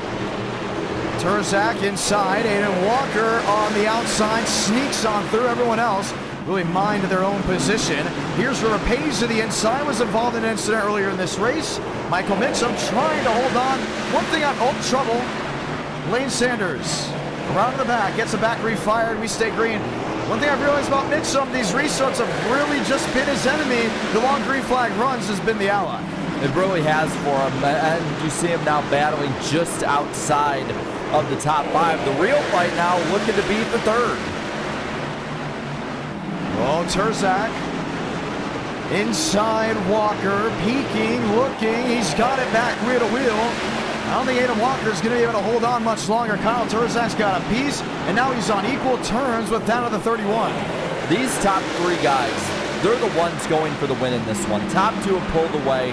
Terzak just needs to get a better restart or jump or track position, something to be able to go up there with them because he has the truck to compete tonight. And the thing about Terzak is his first win at Kern County came from a bump and run on Nathan Lyons. Guess who led that race almost in its entirety? Nathan Lyons. There's an untimely caution. Terzak saw the opportunity, hit him square. Lyons went up the track, and Nathan Lyons, I'm telling you, was livid for months after that. So that was a 100-lap feature. Imagine a 300-lap feature with Kyle Terzak knowing maybe just a couple adjustments, and I got something working my end. Mose is there and is looking back for the lead. Nearly at the halfway point of this race, and Mosteller is gaining again. Going down low, looking low, has a nose there. Can he get the run off the corner this time? He cannot. Gets cleared again by Nathan Lyons. Lyons playing great defense tonight. Yeah, he's making sure he comes home with the victory. Working lap 140 of 300. All this pushing, shoving, and battling has now allowed Kyle Terzak to ride back on the scene. Now, this happened earlier in the last run, but now he understands how badly or how much he can push the tire wear. Yeah, all this battling, I think Lyons and Demos have to queue up on each other and say, hey, look in the mirror because someone is there. Terzak in the wall. He is pushing it as far as it will go. He's going on, again, a lane higher than everybody else out in front of him, trying to take a different lane, trying to take a different path. Down low, Mosteller gets right to the door this time. If he can get that run, stay underneath him, at some point, he'll be able to make the move in 3 and 4. Yeah, he wants to. He's always on entrance, so aggressive. And you just see there through the center, he almost put a swipe on the 31. Terzak's watching this and seeing that he went up out of the groove and saying, hey, it's feeding time for that second position. Top 3, nose to tail. High entry for the 9 and 15 that time. They're trying to get a good run off. Again, Demos goes about half a lane lower than the 31. Meanwhile, Terzak is going to go 2 lanes higher. Yeah, he wanted that outside. Will sweep back to the bottom. Most will give him the advantage. The 9 was going to want that drive off. I don't think he's going to be able to get it. Kyle Terzak is there and is ready to take that spot away. Looking low again, but Lyons shuts the door behind him. Terzak trying to get to the other side of the 9 truck. Trying to make it happen again, and it's not. He gets his nose cut off. Mosteller into the back of the 31. Hey, you don't want to be the middleman here. You have to defend your position, but you also have to attack the position in front of him. Last time by, you saw Demos go up the track and try to keep the 15 at bay, but he got just a good enough run to go to the inside of Lyons. This time around, Terzak's got the outside groove. Now through 1 and 2, the outside is usually at the disadvantage. Can he get the run again and clear Mosteller into 3 and 4? Almost there at this point, and Lyons defends. 15 in the back of the 31. They're beside each other for second again. Oh man, hand over fist. I think that's the first time anyone's touched Nathan Lyons in the tailgate all race long. Terzak's just saying, hey, knock, knock, I'm here and I'm ready to take this win away. Most forced to the inside with a squeeze. Terzak on the outside gets the lunge to lock in that second position, and now it's the tail all this time. Two of the best short track drivers on the service, toe-to-toe for the race lead. And Terzak is looking for that lead down low to his door. Needs to get the momentum. He's going to get into the 31. They're beside each other in the 3. Kyle Terzak, Nathan Lyons, two drivers that have raced in person on the short tracks from the Carolinas to Middle Tennessee, battling for the lead in Myrtle Beach. Lap 149 to 300. Lyons defending. Terzak looking to strike. He's got to regroup though. He got cleared. Truck length now between them as they go down the back into 3. He goes a lane lower than the 31.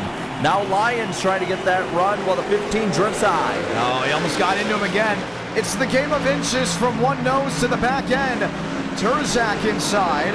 Terzak peeking, wanting, thinking, not gonna get it. Still 3 trucks under a blanket. All 3 of them had the same line last time in 1 and 2. Now they all have different lines, but the same result, halfway. Ladies and gentlemen, that means one thing. 150 laps to go, that's all from the Myrtle Beach Speedway. Mosteller, we talked to him, he's like, I don't know how I'm up here. I don't know how I'm just holding my own with these guys. But he's shown to be one top prospect. Terzak inside. So focused on finding a way around Lyons, he has allowed Demos to get right back in the thick of it. And way up high goes the 9. He's going to lose some ground this time, but he gains it all back with a run off 2. They're all dead even down the back stretch. Only about half a truck length between them all. Well, it's a fun battle. Let's look back here. This is Walker and Gucci going at it. That for the 4th position, Vincent Gucci, another one that needs to prove himself. He wasn't in the Alabama 500. He sees this as the best opportunity, and so does Kyle Terzak to go ahead and take the lead. But he can't. Lyons went high again, getting that run again. This time, blocks the 15. They all go a lane off the bottom. 1, 2, 3, under a blanket at the line. Yeah, this is tight-knit racing. This is what you look forward to on a Friday night in the real world. In the sim world, it's late in the afternoon where the track is hot and slick. 3 under a blanket for the lead. 2 under a blanket there for 4th. Nathan Lyons, company, and Kyle Terzak just will not stop filling that mirror. And these 3 are not pulling away from those other 2. They're not getting caught, but it's about even at this point. They keep racing side by side again. The 15 keeps dogging this 31, gets beside him up high, tries down low. Now we're going to follow him in with a nose peeking down. Can't do anything with him. Couldn't get it that time. Here's Mosteller back to the rear in the 3rd position. Kyle Terzak still in 2nd. They might be saying, why doesn't Terzak just shunt him out of the way? He did the same thing at Curry County. Game of inches. I'll tap here, I'll tap there.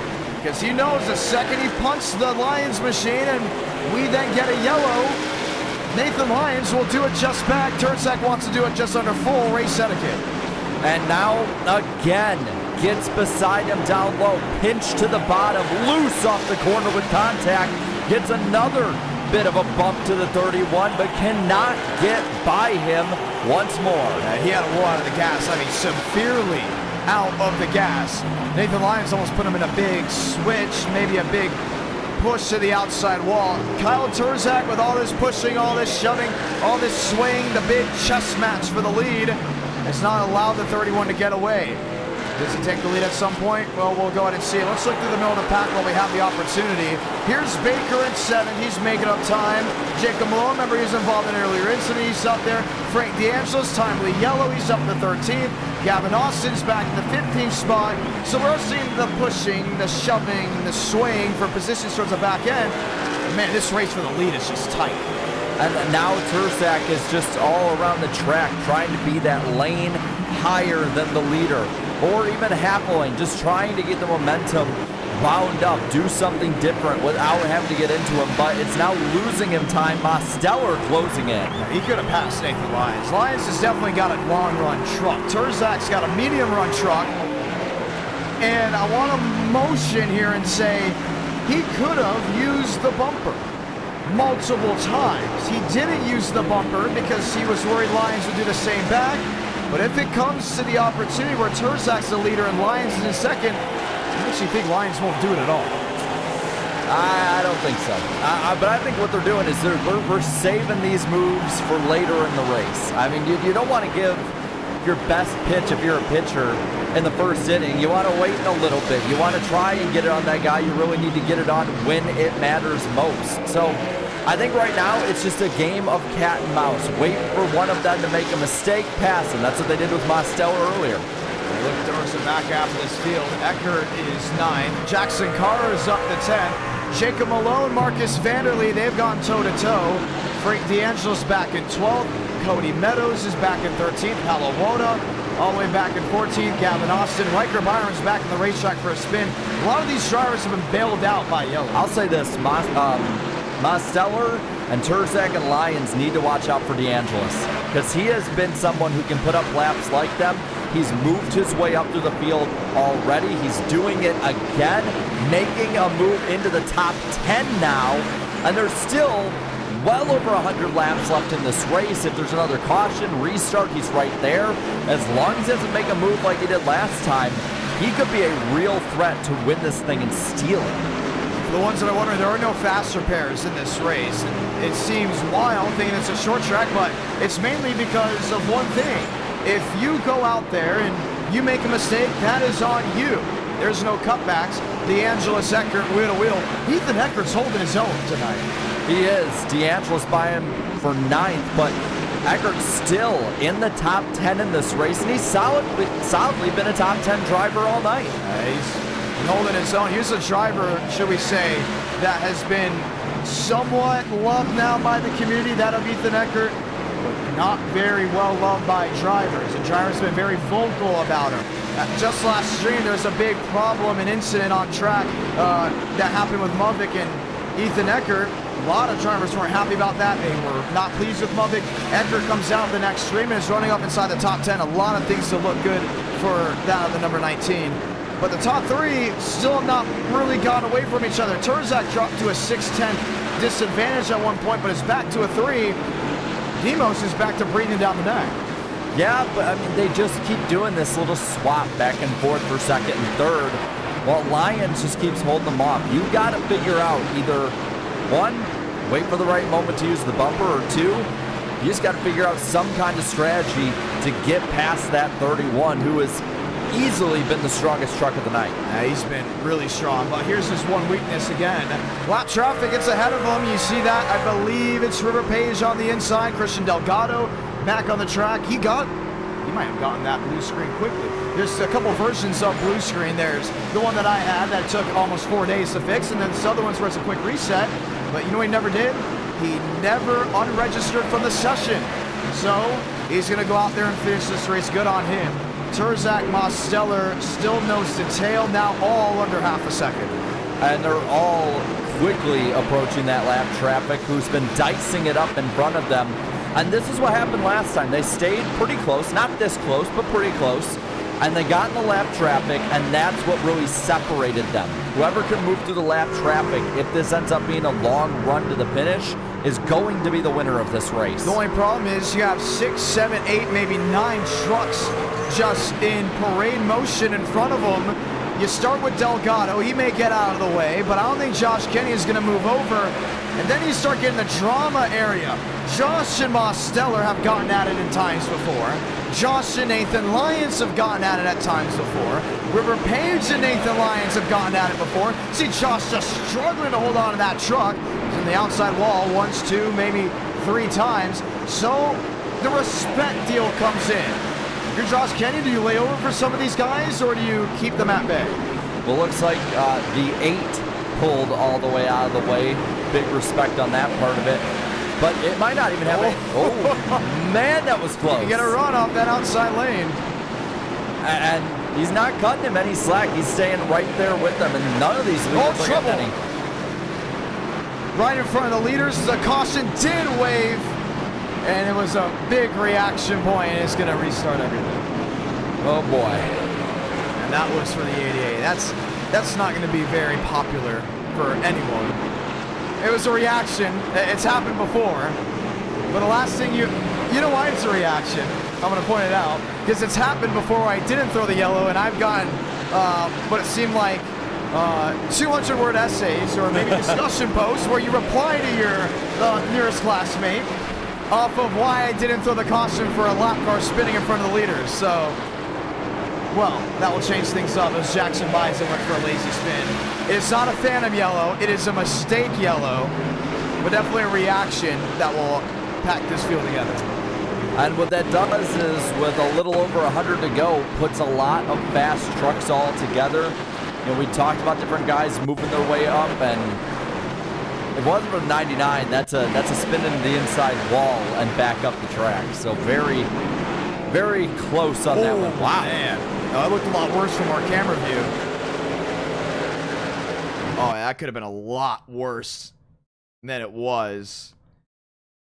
Well, you can debate good caution, not a good caution, but we've seen spins like that in front of the leader where you're not saved by another truck before. If River Page isn't there, the 88 of Jackson Buys is just hanging tough in front of Nathan Lyons and would have most definitely taken his race out. The last community event on a short track, we had a caution came out late because a lap car got in front of your leaders, Kevin Champagne.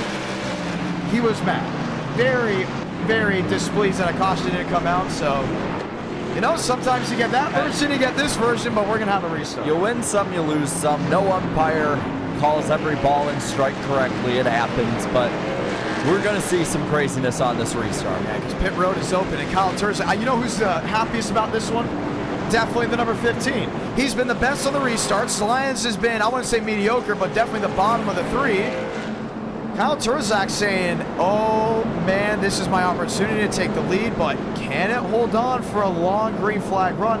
And laps to go, we're down to 123. It may seem like a lot, but when you're doing 19-second lap times, you're going to be over within the hour. Yeah, we're almost a third of the, or 2/3 of the way through this race at this point, so it's flying by, and it's going to be just a snap, and before you know it, we're going to be down to the last closing laps. This helps out TCB and Frank DeAngelis, by the way. I'll tell you, DeAngelis is one that he moves up on this restart, doesn't have a bad restart like last time, and gets another caution at a timely moment. It's going to be very, very interesting. We'll restart with just 120 laps to go. I believe that was the most we have run previous here at the Myrtle Beach Speedway. Now you have all these truckers lined up and ready to go back at it. We start with 34. We're down to 29 left on the track. Kyle Turzak, Nathan Lyons, Daniel Mosteller. Who do you think goes to victory lane at this point in the race? I would like to say Lyons, but these guys have proven they can stay with them. I have a feeling it might end up being Turzak or Mosteller moving him out of the way at the end. Or do we see someone else that hasn't been one of the big three? Could happen. The only way that happens, in my opinion, is if we get an untimely wreck. Knock on wood. Or they take each other, yeah, they take each other out. Let's see it. Lyons on the bottom, Turzak on the outside. Back green from Myrtle Beach. Oh, Turzak spun the tires and just jams up the outside lane. Man, what a good restart, though, for Lyons. He had the jump. Mosteller a truck length back. Meanwhile, again, though, it's happened over and over again. Turzak under fire from Mitchum and the rest of the pack while the other two get away. Nathan Lyons starts his pull away once again. He has led 156 laps of the 182. Behind him, Mosteller's had 23. Turzak just the measly one. So we need one to go to victory lane. 4 drivers under a blanket. Here comes Mike Mitchum. Mike Mitchum down underneath them, but again, that run up top, 15 just flying off the corner every time. He just has to pin that 30 truck down and hope he can stay in front of him. And you just see dead sideways off exit. Oh, Most gets in the wall.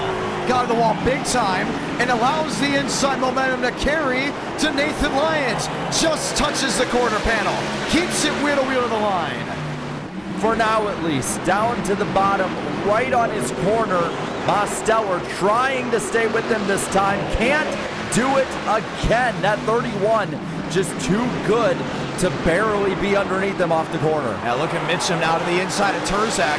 4 drivers under a blanket for the lead. Mike Mitchum, he's not an underdog in NR Night in America, but what a big community event it would be if he could get it done. Still nose to tail for the lead. Still wheel to wheel for third. No wheel to wheel for the top spot to turn 4. This is the most these three have been battled by anyone all night long. But again, they are 1, 2, 3 into 1 and 2. Lyons has been entering the corner lower. You can tell it's a defensive move, trying to keep that 9 backed up on entry, and it's been working so far. He's trying again, but up high, Turzak trying to get the run, can't do it. He's not going to be able to get it. Yeah, he'll get Mitchum, but he won't be able to get the 9 or definitely the 31. Mike Mitchum is right now a thorn in the side of the 15, but I think he's up here competing because Turzak didn't get the good restart where he usually gets the advantage. Stuck in the 3rd position again. Mosteller, bumper to the back of the 31. Peeks inside as they're wheel to wheel again. He has it on entry though this time. That's something he hasn't had for most of the night. Gets a bit of a nose ahead, needs to stay beside him, entering 3 and 4, and he's going to make the pass. Contact between them through 3 and 4. They're even off the corner. Oh man, Nathan Lyons is just fighting the good fight with Mosteller on the inside, not looking to give up. Here's Turzak watching on. Most downstairs, Lyons outside. Touch once, back nose to tail, maybe wheel to wheel it is for the lead. He has it for a moment, nose out ahead. The 31 of Lyons gonna get the jump though on that high side, gets it back for a moment, but Mosteller nearly clear through 1 and 2. He might have it, he does. Yeah, 3 sticks on the board, 1:11 to go, and it's a new race leader, that of the number 9 machine. Turzak's there, he looks top. He squeezes maybe that 31 to the bottom. Couldn't get it to land. Now jumps downstairs. And Lyons tried to make the block. He was too late on it. Turzak now with the advantage off of 2, trying to follow Mosteller to the 2nd position. Gets the entry in, gets the position off. Oh, Kyle Turzak now P2 for the first time all race. Nathan Lyons does not feel like the aggressor and needs to get back in the rhythm of things because Michael Mitchum is there as well. Someone not talked about most of this race, the Todd Bodine throwback in the Lumber Liquidator number 30. What can you do to outclass all 3 of these trucks? Most, Turzak, Nathan Lyons, top 3. And Mosteller has gotten out to about a half-second lead, the biggest lead that someone not named Nathan Lyons has had all night long. Mosteller flying away. We're through lap traffic now. That 15 trying to make the high side work again. Oh, Kyle Turzak is just loving this. He knows he now has the opportunity to get back in the swing of things. Gavin Austin outside wall. Aiden Walker in 5th. Hey now, TCB Terrell Baker is up to the 6th position. Didn't see that one coming. No, not at this point. And same with Frank. He's making contact though, trying to get that top 5. And the thing is, they're catching the top 3 little by little. They're not letting them get away this time the way they did before. So 6, 7 drivers that you could argue has a shot at the win if this goes green. And for DeAngelis, it's been a roller coaster ride of a race. Multiple laps down at one point, started in the rear, got to the front, and now is back up inside the Elite 8. Michael Mitchum, the young driver, he's one of the best in the road to pro right now, looking to get to contender. Nathan Lyons, the young veteran, he races for Rev Racing. He's been a part of NR Night in America since the dawn of it. Kyle Turzak, he's supposed to be the short track specialist, the greatest short track driver in NR Night. They're chasing a 2-time e-ticket champion. And that 2-time e-ticket champion at this point is on fire, momentum like no one else out there.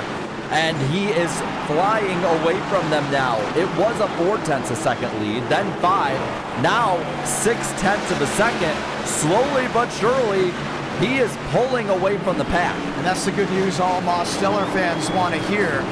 It's interesting that a lot of drivers compare Demos fans to Chase Elliott fans because when he wins, it just lights up the chat. Everyone loves it. It's exciting.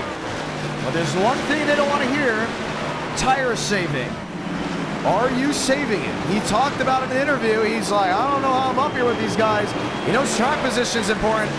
We've seen guys get ran down from 4 seconds back because this is a driver versus track type of facility. You may be leading with 8/10 over Kyle Turzak. You may not be leading that much with 10, 15 to go. But what we've had proven tonight is that the lead is the best place to be. It's like a super speedway almost, so you just need to be up there to save this place, play defense. Coming to 100 to go, that is still somewhere where we saw Nathan Lyon spend hundreds of laps holding people off. I don't know how long he's going to be able to hold it this time. That being Lyons in third and having to go forward. That was the big thing. We talked about it. Medium run, early run, not Nathan Lyons for a long run. Oh, he's got it 100%. I think he led so much of this race because Turzak didn't pressure. He was able to get into a rhythm and then just got to pull away. But now Turzak's got the rhythm. The track is formed into Mostella. Michael Mitchum's got speed like we've never seen before.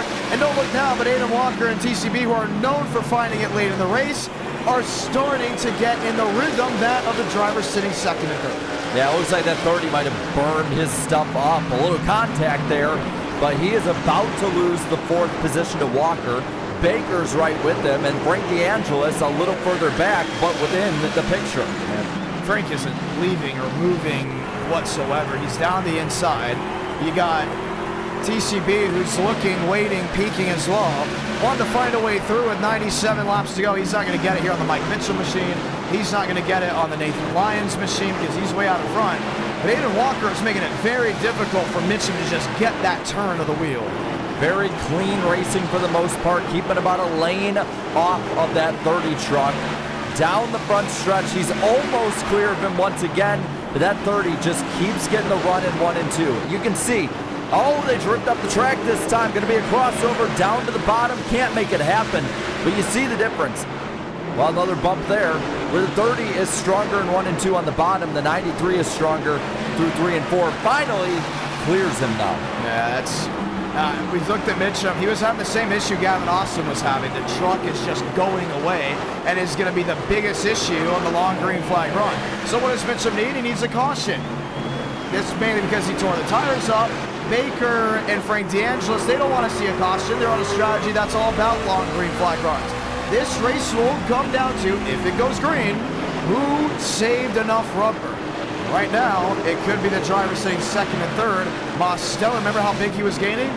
Stop the bleeding, 8-9. They've been hanging around there for quite some time with Kyle Turzak. This is where things could switch up in a matter of moments. So the next test when it comes to Turzak and Lyons is, can you catch back up to that 9 truck? What it's looking like based on the intervals right now, they're catching him little by little. About half a tenth that last time by. Now within 6/10 on entrance to the corner on exit 7, they are catching Mostella slowly but surely. They got something for him, and I think right now that big pendulum swing has now gone back to second and third. Lap traffic, I don't think it's played into Demos' hands too well this race. You got James Thurston on the track, multiple laps down. You got Kyle Turzak back there in second, Nathan Lyons, Aiden Walker. What do you do? How do you do it? And how do you put yourself in position? Look at Baker. He's ready to find a way around Mitchum and sling his way into the top 5. And he has really quickly been just getting better and better through the day. It's not like he's been bad by any means, but it just seems like the field is coming together and how quick they are. He looks slow again in that Bud machine. Can't make it happen for now. That bottom line is strong in 1 and 2. Gets him right up to the corner of the bumper. Can't do anything with him. Couldn't get him that time by. Steven Mitchum kissed the wall on the straightaway. Kyle Turzak, 7/6. That's really been the difference. Nathan Lyons back there in third. He's not getting away just yet. Aiden Walker back and forth. Mitchum, TCB. This is going to be a battle, but Baker's not known for leading the most laps at Myrtle Beach. He's known for getting it done late in a closer position. That 30 got in the wall, and that's going to lose him a good amount of time now. And a little contact between the 30 and the 25. They make contact, keeps the 30 of Mitchum ahead of Baker for now. He's about a lane off the bottom. Meanwhile, Baker is just at this point probably getting sick of him. He makes contact in the wall. Yeah, getting rough and rowdy. How about DeAngelis? He's hung around 7th. He got around Jackson Carr pretty quickly. The only problem is right now he's not getting overly aggressive. Well, I wouldn't even say that's a problem. Oh, trouble. One outside wall all the way up the banking lane. Sanders, he comes down the track with drivers on the way. We're going to wave it again with 87 to go.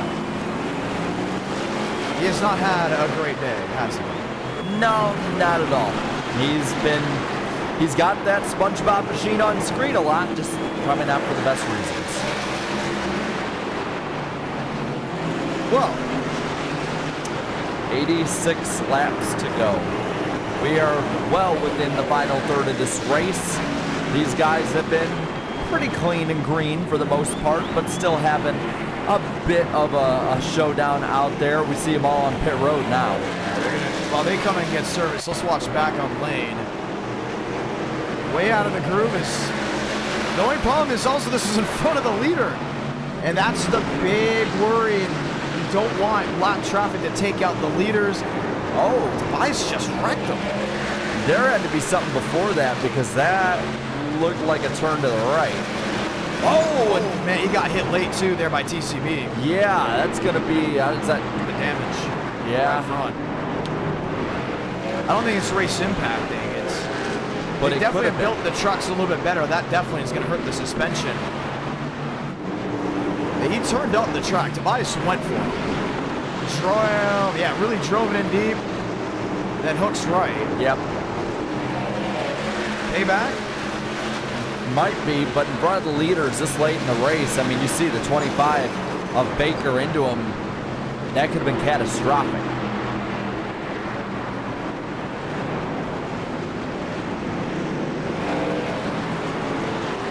Well, now, are they off pit road? It looks like Walker has made it past Lyons and Mitchum for the second position behind Mosteller out of the pits. They got through pretty quickly. Lane Sanders gets it back going, and you're hearing that. James Thurston has been very interesting on track today. He's been all over the place and apparently targeting guys. He has been L5 for this race. Wow. Yeah. A lot of messages on that one. We always have the phone in hand. We always hear and see what they're saying, even though we're not in the race itself. But a couple of drivers mentioned saying, I don't know what he's doing, but he is out there wrecking guys on purpose. And it's not the first time he's done that. He's done that way back before he got caught for it, and even lost a Power 5 championship spot because of it. We'll watch back on the replay to fully see, but James Thurston 122 laps down out of the Myrtle Beach 400. So you got 83 laps to go. You'll get lights off this time by. We'll restart with 82.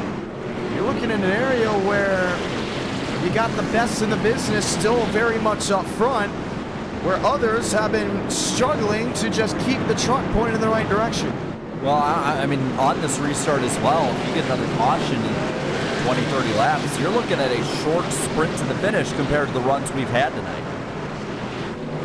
Inside Mosteller, outside Aiden Walker.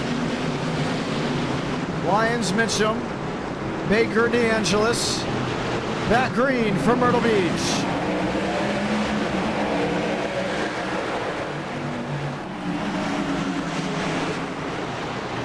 Mose inside, clear off exit. Nathan Lyons as he goes for the late lunge. He's going to follow him through. He's almost clear, clears himself off 4. Lyons now in the second spot, trying to regain the lead. Now look at Baker. He's to the inside now. The number 30 machine. Mike Mitchum's up the track. Walker is just stuck in the way of the 25, but finds his way into third. Where did Kyle Terzak go? He's back in 6th. DeAngelis up into the outside wall. He was on the wall the entire way down the backstretch, but what this has done on this restart has boxed Terzak in. He is the 6th place truck on track, and he is under fire as well from River Page. Oh man, look at just the contact there from Baker. Inside, Mike Mitchum now slides up the track. Trying to force him, maybe hold him into a position. But Mitchum, as bold and aggressive he's been, he doesn't want to just sit with a wheel, he wants to hold on to a spot. Now, watch what Nathan Lyons is doing here. He is entering so much lower than the rest of his competition. If you watch entering The way he enters the corner compared to Mosteller, look at how he dives it down there as Demos tries to more dive in the corner to get the run off. You're seeing the complete different strategy of driving between the two of them. That's night and day. I think it's, man, because Lyons is trying to get that early race lunge, that early race feel of a restart. He's so good in the long runs, but with all these cautions coming out in an untimely manner, including for lap machines, he knows the path to victory may come from a late race restart. Yeah, and with 76 to go at this point, I think it's go time, because if we do go green, you can't let the 9 get away. You can't let that 93 or the 30 catch up to you, get underneath you. You can't let Turzak catch right back up to you again. You don't have that time that you had before to get it back. Look at River Page. He has gotten very aggressive the back end of TCB. He's gotten right to the inside, right to the tailgate. He almost lifted him up in 1 and 2. He backs it off in 3 and 4. But here's a driver that once again is known for doing well in the next gen, not really the grassroots short tracks with the trucks. Keep an eye on Page. He's not out of it whatsoever. Yeah, very solid run for him today. Just can't keep it up with these leaders. And you're looking again, the different lines, the groove, probably about 3 lanes or so at this point, I'd say. You're just seeing these different strategies trying to make up time in the guy's head. Well, the good news is, if you come to watch this Myrtle Beach race, it's definitely been enjoyable with the different lanes, the different styles of racing, comers and goers. The big thing is, we're waiting for a classic finish with 73 laps to go. The veteran of Mosteller, the young veteran of Lyons. This is Aiden Walker, that's also back there in third. Guys finally figuring it out late. It's not over until it's fully over.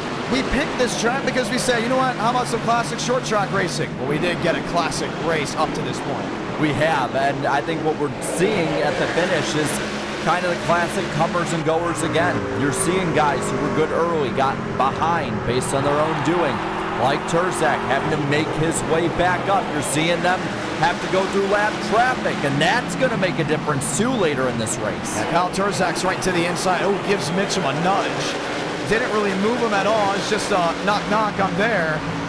But lap traffic, I think that's been the big question and talking point of today. Most of the yellows have come from incidents in the back, minus that one early on the restart when Frank DeAngelis shoved his way through inside the top 6. But what you're seeing too, and another theme of the night, is versatility. Changing your lines up, trying to find that weakness of the other guy and what he can't defend. Defense and versatility have been a huge point tonight. Inside looking was Turzak on Mitchum. Mitchum does a great job of defending. He knows the line Turzak's willing to take. I don't think Mike Mitchum's going to be as aggressive as he was earlier in this race because he saw how erratic his car got later on in the run. But he's in an area where he knows if I can hold the best guys behind me and it goes green all the way, I may have an opportunity to just catch the Dana Mosteller machine. I don't think anyone's catching him for now. It seems like this intermediate kind of run, 20 to 40 laps, that 9 truck has the setup ready to go. It's once you get into that long run, it seems like the 31 starts catching him again. Now look at Lyons. He's back to an 8.5, maybe an 8.6, 8.7. But look at the run again down on this front straightaway. Demos goes all the way up against the wall. Lyons is at least 2 truck lengths already pointed to the inside, dicing it for turn 1. He's forced to wash up the track. He's getting no momentum down off exit. It's allowed Aiden Walker to close in. It's allowed Mike Mitchum to close in. It's allowed Dana Mosteller to pull away.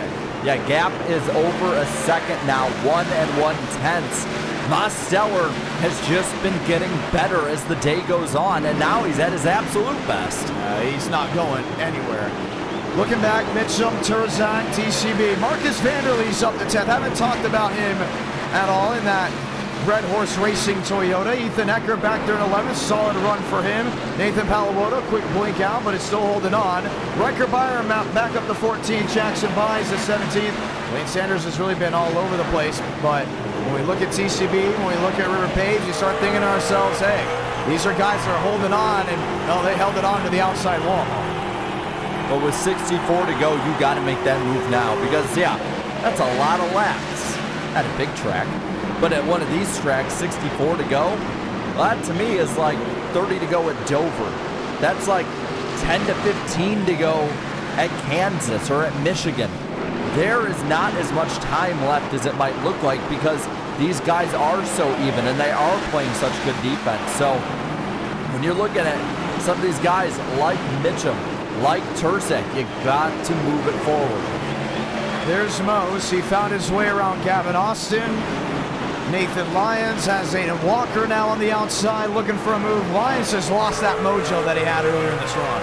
Yeah, the truck just, it seems like once he got past it, had never got as good as it was then. And at this point, he's probably the third or fourth best one out there. Every time somebody gets behind him, it seems like they're catching him.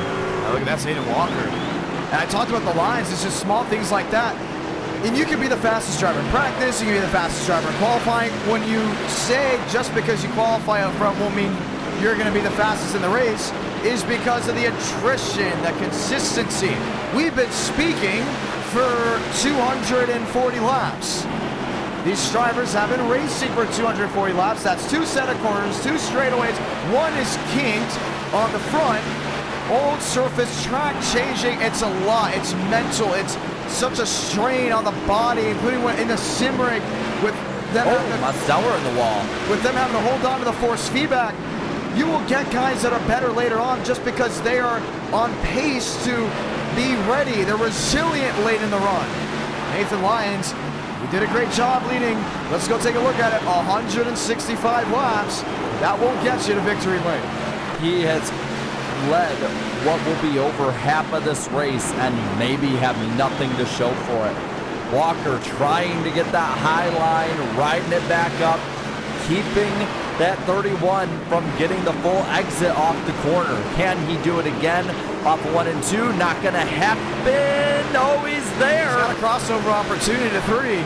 Not gonna take it. He's trying to get on the outside of Lyons. He feels like he can definitely get a better lunge. But that makes it a lot easier for the 31 to just clear him off the nose. If you're able to pin somebody down, it's been proven all night long by Lyons and his defense that you can keep people behind you.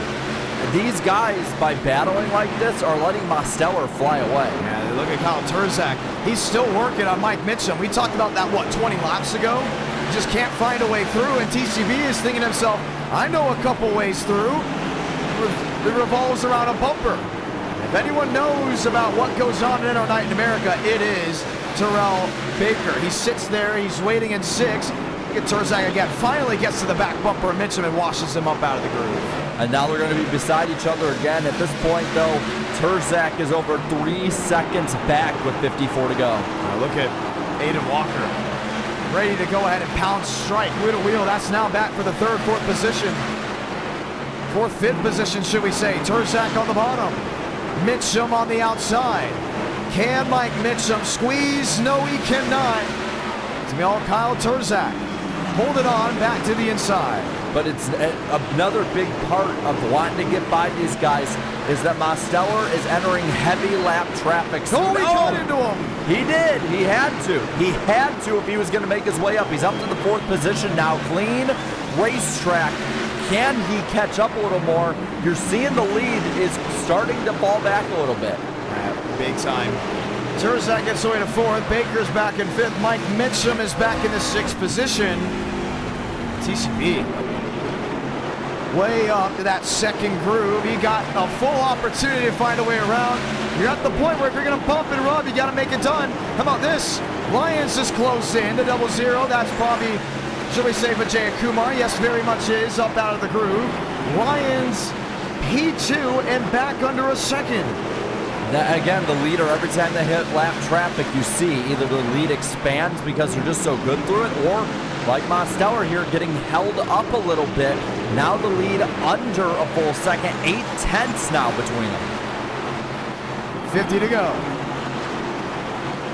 Kyle Turzak, P4. Aiden Walker, P3. Nathan Lyons is back to about 7/10 to Daniel Mosteller. Now, if you're the 9, can you defend as well as the 31 did? And if you're the 31, do you use the bumper right away, or do you try and find another way around before doing it so that Mosteller can't catch you and do it again? Wow, power slide off 4. Lane Sanders almost got on the backside there on the 19. It's allowed Mosteller to creep to the inside. Well, Lane wasn't going to give him that room at first. I don't think he's going to give him that room to turn 3. Now he does. But what that does, another 10. A little over half a second between these two leaders. These lappers, though, not making it easy on anyone. Look at Nathan Lyons. Inside of the 19. Wanting, peeking, looking. That's Joseph Tucker. Sneaks his way through. He is just about 3 truck lengths away from the Mosteller machine. And Mosteller now has a bit of clean racetrack. Can he get back in his rhythm? Get back in that rhythm. Try and get ahead. You see the huge lunge by the 31 in, but the exit, a slow, methodical one by the 9. Don't look now. Terzak's back in 4th. Walker's back in 5th, a second and a half the difference.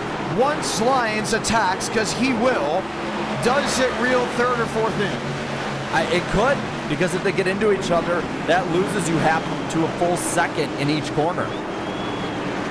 Gonna be tough to see with 45 laps to go. Walker 3rd, Terzak 4th. Now Terzak under pressure.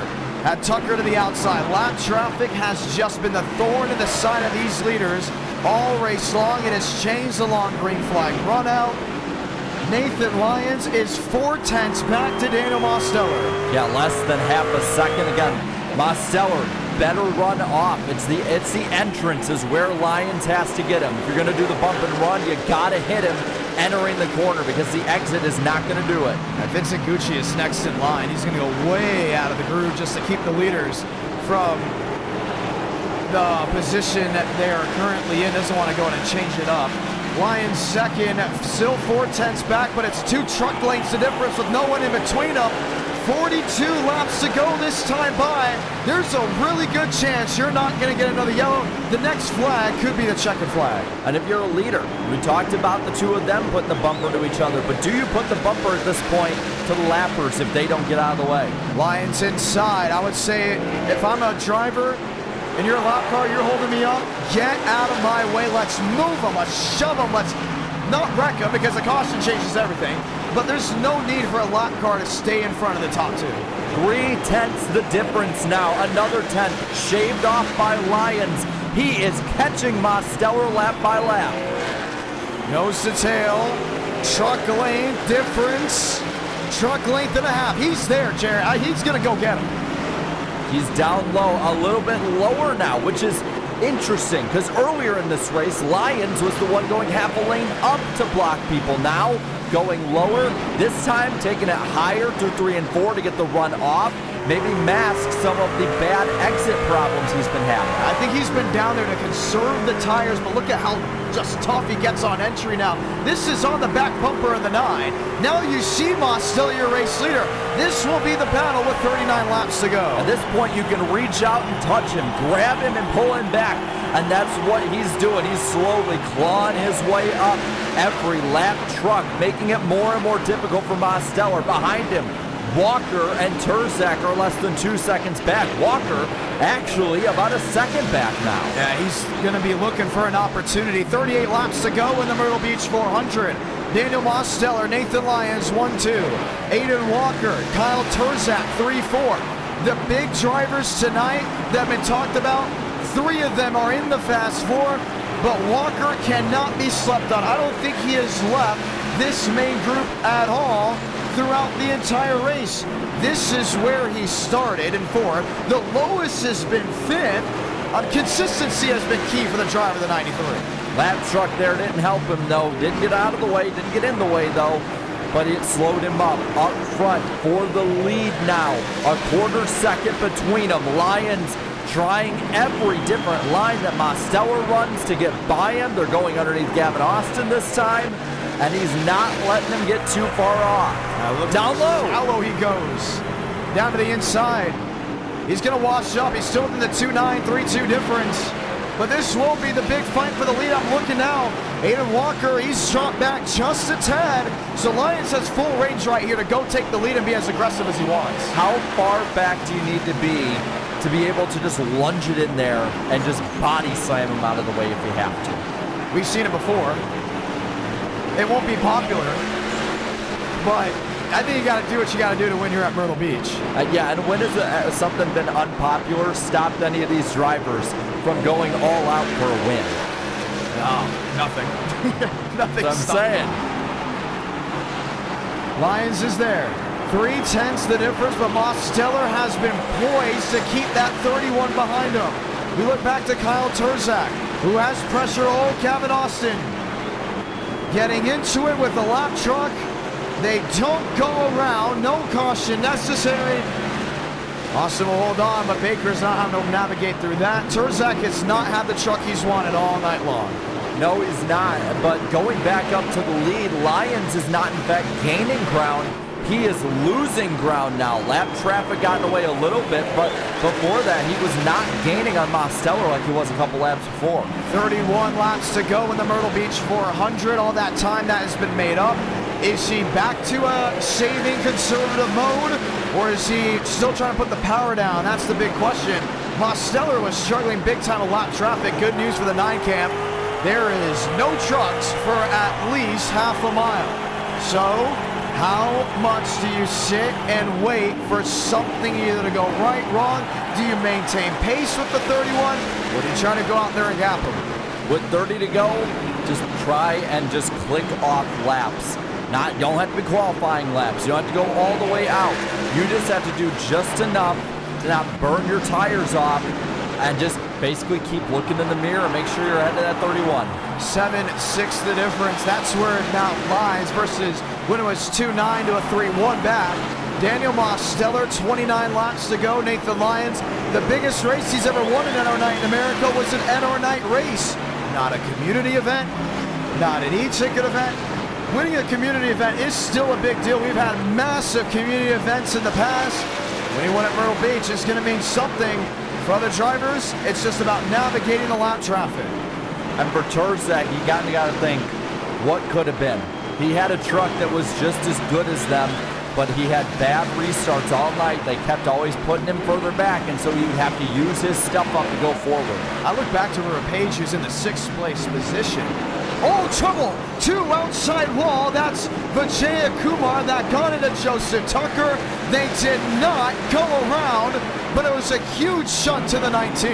No quick yellow that time, but they're definitely been getting into each other, and that is something else you got to worry about. If you're Mosteller, yeah, you got a full second lead now. He's going to go for it again. There they go. And down the track. Vincent Gucci goes for a slide, gets out of the way. Vijaya Kumar gets out of the way. I guarantee you someone said, you got to stop it. This is the end of the race. But it could have been a yellow. Yeah, definitely need to have a little awareness of the situation towards the end of one of these races. 25 laps to go. Mosteller 1-1 ahead. And now, Nathan Lyons had to burn his stuff up. He is falling back to Walker. Yeah, he's falling back big time. I think I hit Walker. He's thinking to himself, hey, I've been in the top 5 all race, so I might as well go up there and get a top 2. Coco Mark dropping down 5 gifted memberships. Very thankful for that one indeed. 24 laps to go from Myrtle Beach. We've had a couple incidents. We didn't throw the yellow for it. But oh boy, are things changing. This is Michael Mitchum, who's up out of the groove and full of damage on that truck. I think he tore the tires up. He's in 14. You just see this, these longer runs, these guys at the early part of the run trying to get everything they can and completely burn off their cars or trucks. 23 laps to go. Here's the number 30 machine. That's Mitchum, who was up inside the fast four. Yeah, that's just all tire wear. Look at that. He cannot get the power down. That's where he's struggling. Lyons will easily get through. When you race a track like it is at Myrtle Beach, you never just think about the driver. You're thinking about what's surrounding you. This old pavement will kick you up and spit you out quickly. For the driver of the 9, it's been his best buddy with 21 laps to go. Nearly 2 seconds the difference now. He is flying, and there's a truck stuck on the bottom. And that's He's backing it up. In the racing groove, that's going to be the yellow that they did not want to see. He didn't get it back going in time. Oh boy. So, now, does anyone stay out? Just say so. If you can't win it. Vijaya Kumar is back on the track after shunting the machine. The reason he didn't get even Michael Mitchum went around. I have a feeling there's a lot of beef that there's definitely a lot of problems that we don't know about. Well, now that a lot of people know they can't win or didn't think they could, they're not caring at this point. here's Mitchum. Oh, he's power sliding it and just loses it. There's Josh Kenny.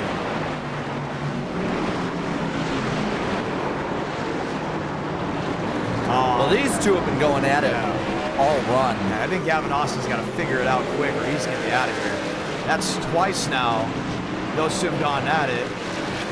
And this wasn't even the real result of the yellow, but it still would have resulted in a yellow to begin with because this is now happening right in front of your leaders. Yeah. Kyle Turzak's in. Nathan Lyons is in. So has anyone stayed out or? Duggan did. That's to get his lap back. Most wins the race off pit road. Walker comes out second in front of Nathan Lyons. We're going to have one heck of a restart. All right. So we'll be restarting with around, what, 15 or so to go? Yeah. And now you got Walker, who during that run was actually starting to catch up to those leaders. This will be wild.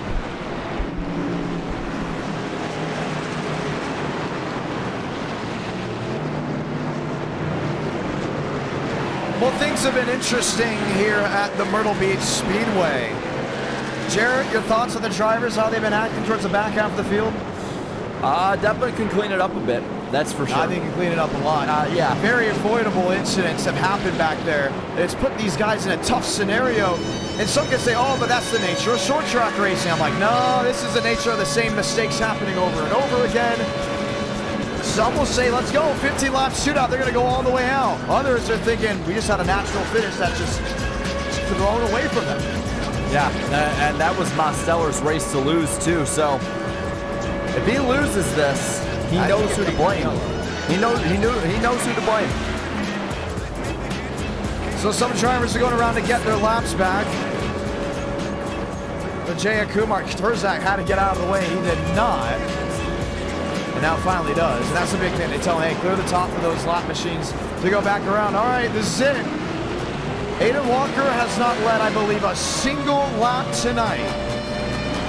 He's lined up toe-to-toe, wheel-to-wheel.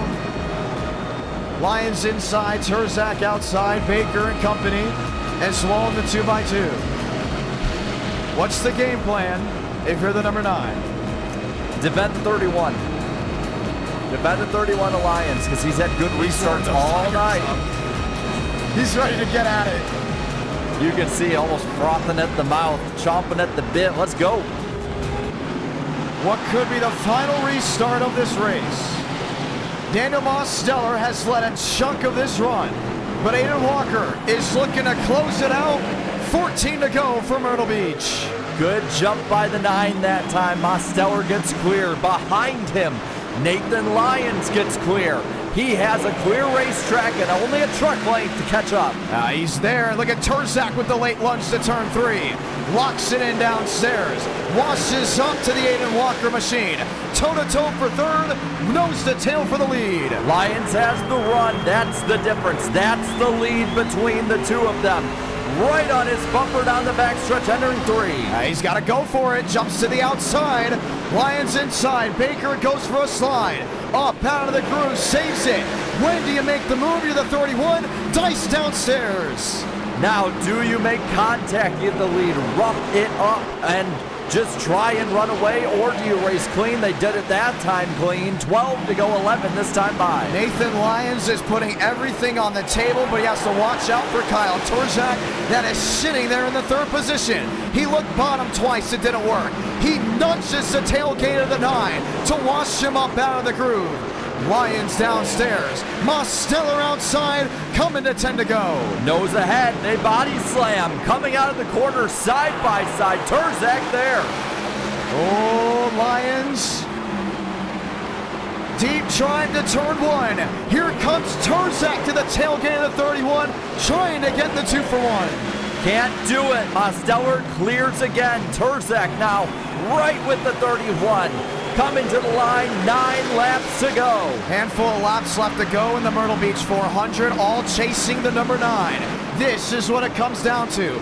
Walker's in 4th, he's not going anywhere. Remember, Page is in 5th, he's not going anywhere. can Nathan Lyons make up the deficit? He's already pushed and shoved multiple times, but can he go ahead and find a win? Right now, he's slowly falling back, tries diving low again. Mosteller shuts the door. Oh man, he's gonna be 8 lanes wide. That 9's mirror driving right now. That's exactly what he's doing, because he knows the 31 can't get quick when he wants to, but does Kyle Turzak put that much pressure on Lyons to force him into mistake 7 to do it? Lyons has put a gap between himself and Turzak. Now he's closer to the 9 truck, down the backstretch, right in his tire tracks. Can't do anything with him. Tries that high line again, loses time in, trying to gain off. Is he gonna get that jump again? Flies down to the bottom into 1. He's just showing the cards downstairs. If Demos keeps giving that inside lane to turn 1 with 3 or 2 to go, at some point they're gonna connect. Lyons looking, Lyons peeking, top side this time in 3 and 4. He's really getting that top side wound up in 3 and 4 so he can get this run in 1 and 2. That might be his game plan. He's underneath the 9. Mosteller clears him for now, but it's getting closer. Time's running out. It's about to be desperation mode for Myrtle Beach, South Carolina. He's into it. There's the push. There's the shove.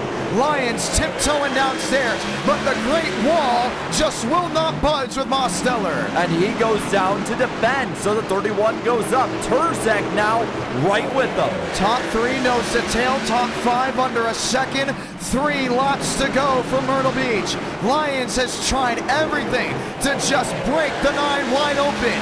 3 to go this time to turn 1. Half a trunk length entering 1. Now side by side on the bottom. Lyons has it. Down low. He cannot keep with him. The 9 clears. Coming to 2 laps to go. Mosteller, half a truck length between the top 2. Time's running out. What do you do? Nathan Lyons, 31, has led the most laps in the Myrtle Beach 400, but needs to close it out. Mosteller got an untimely yellow and is right now trying to keep the machines behind from breaking it open. This is going to be the finish. Salamanca, 1 to go from Myrtle Beach. As they take the white, it's again half of a truck length between them. Mosteller goes down, shuts the door. They go down the backstretch. Final time. This is it. Nathan Lyons, 31. Daniel Mosteller in the 9. The brace to turn 3. Lyons swings. Doesn't go. Daniel Mosteller will come on turn 4 to win the Myrtle Beach 400. Turzak 3rd. Walker 4th. And even though it was a late yellow, they still couldn't break what he had to offer. And a beautiful throwback as well, getting ready to burn it down. Absolutely on fire. Daniel Mosteller wins everything. All he does is win. Couple machines joining him. River Page. Crowd roars, fan favorite.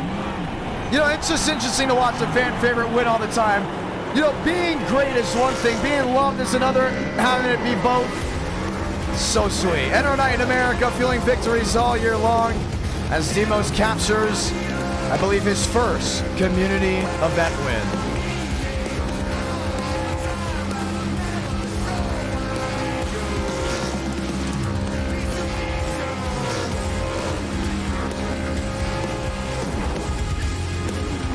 .10:15 on the East Coast.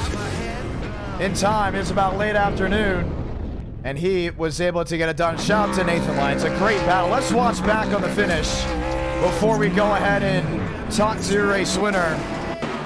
I have some just exciting stuff. Here's the move down into 1. Tight, holding on to it. We knew Nathan Lyons was going to do it. Are you surprised he didn't do it in turn 1? I am. I thought he would just fire it down in there, knock the 9 out of the way, and hope that Turzak wouldn't catch him.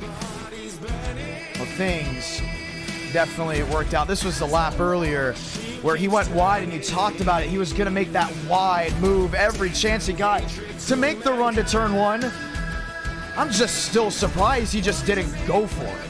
I know. I mean, right here, he could have, even if this was Mosteller, daylight right here, this as you mentioned. Even if Mosteller went to block, you could hit him square and knock him right out of the way, but maybe he couldn't catch him. I mean, the gap was slowly gaining. Mo, Sister John, you got a copy. Hey, man. What's up? Welcome back. How is it? That was so much fun. Oh my gosh, man. It looked fun out there. I know you weren't happy about that yellow. Oh yeah, I wasn't. I was probably gonna win it there. Just made things a little harder, and it gave Nathan a fair shot to, you know, use the bumper on me. Earlier in the race, I was using the bumper to get past him, and you know, with that yellow with like 15 to go, that gave him free rein to let it rip on me. So, yeah, every lap was just, you know, he was faster than me on the short run.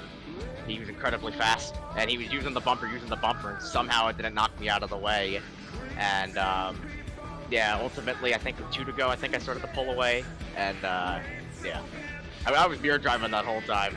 Like, I don't think I looked out the windshield once. We talked about that. We just talked about that. We're like, oh, he's for sure mirror driving. But the brace at 3 and 4, we were expecting it in 1. Because we thought for sure he was going to come and get you down the inside of turn 1, but he did not.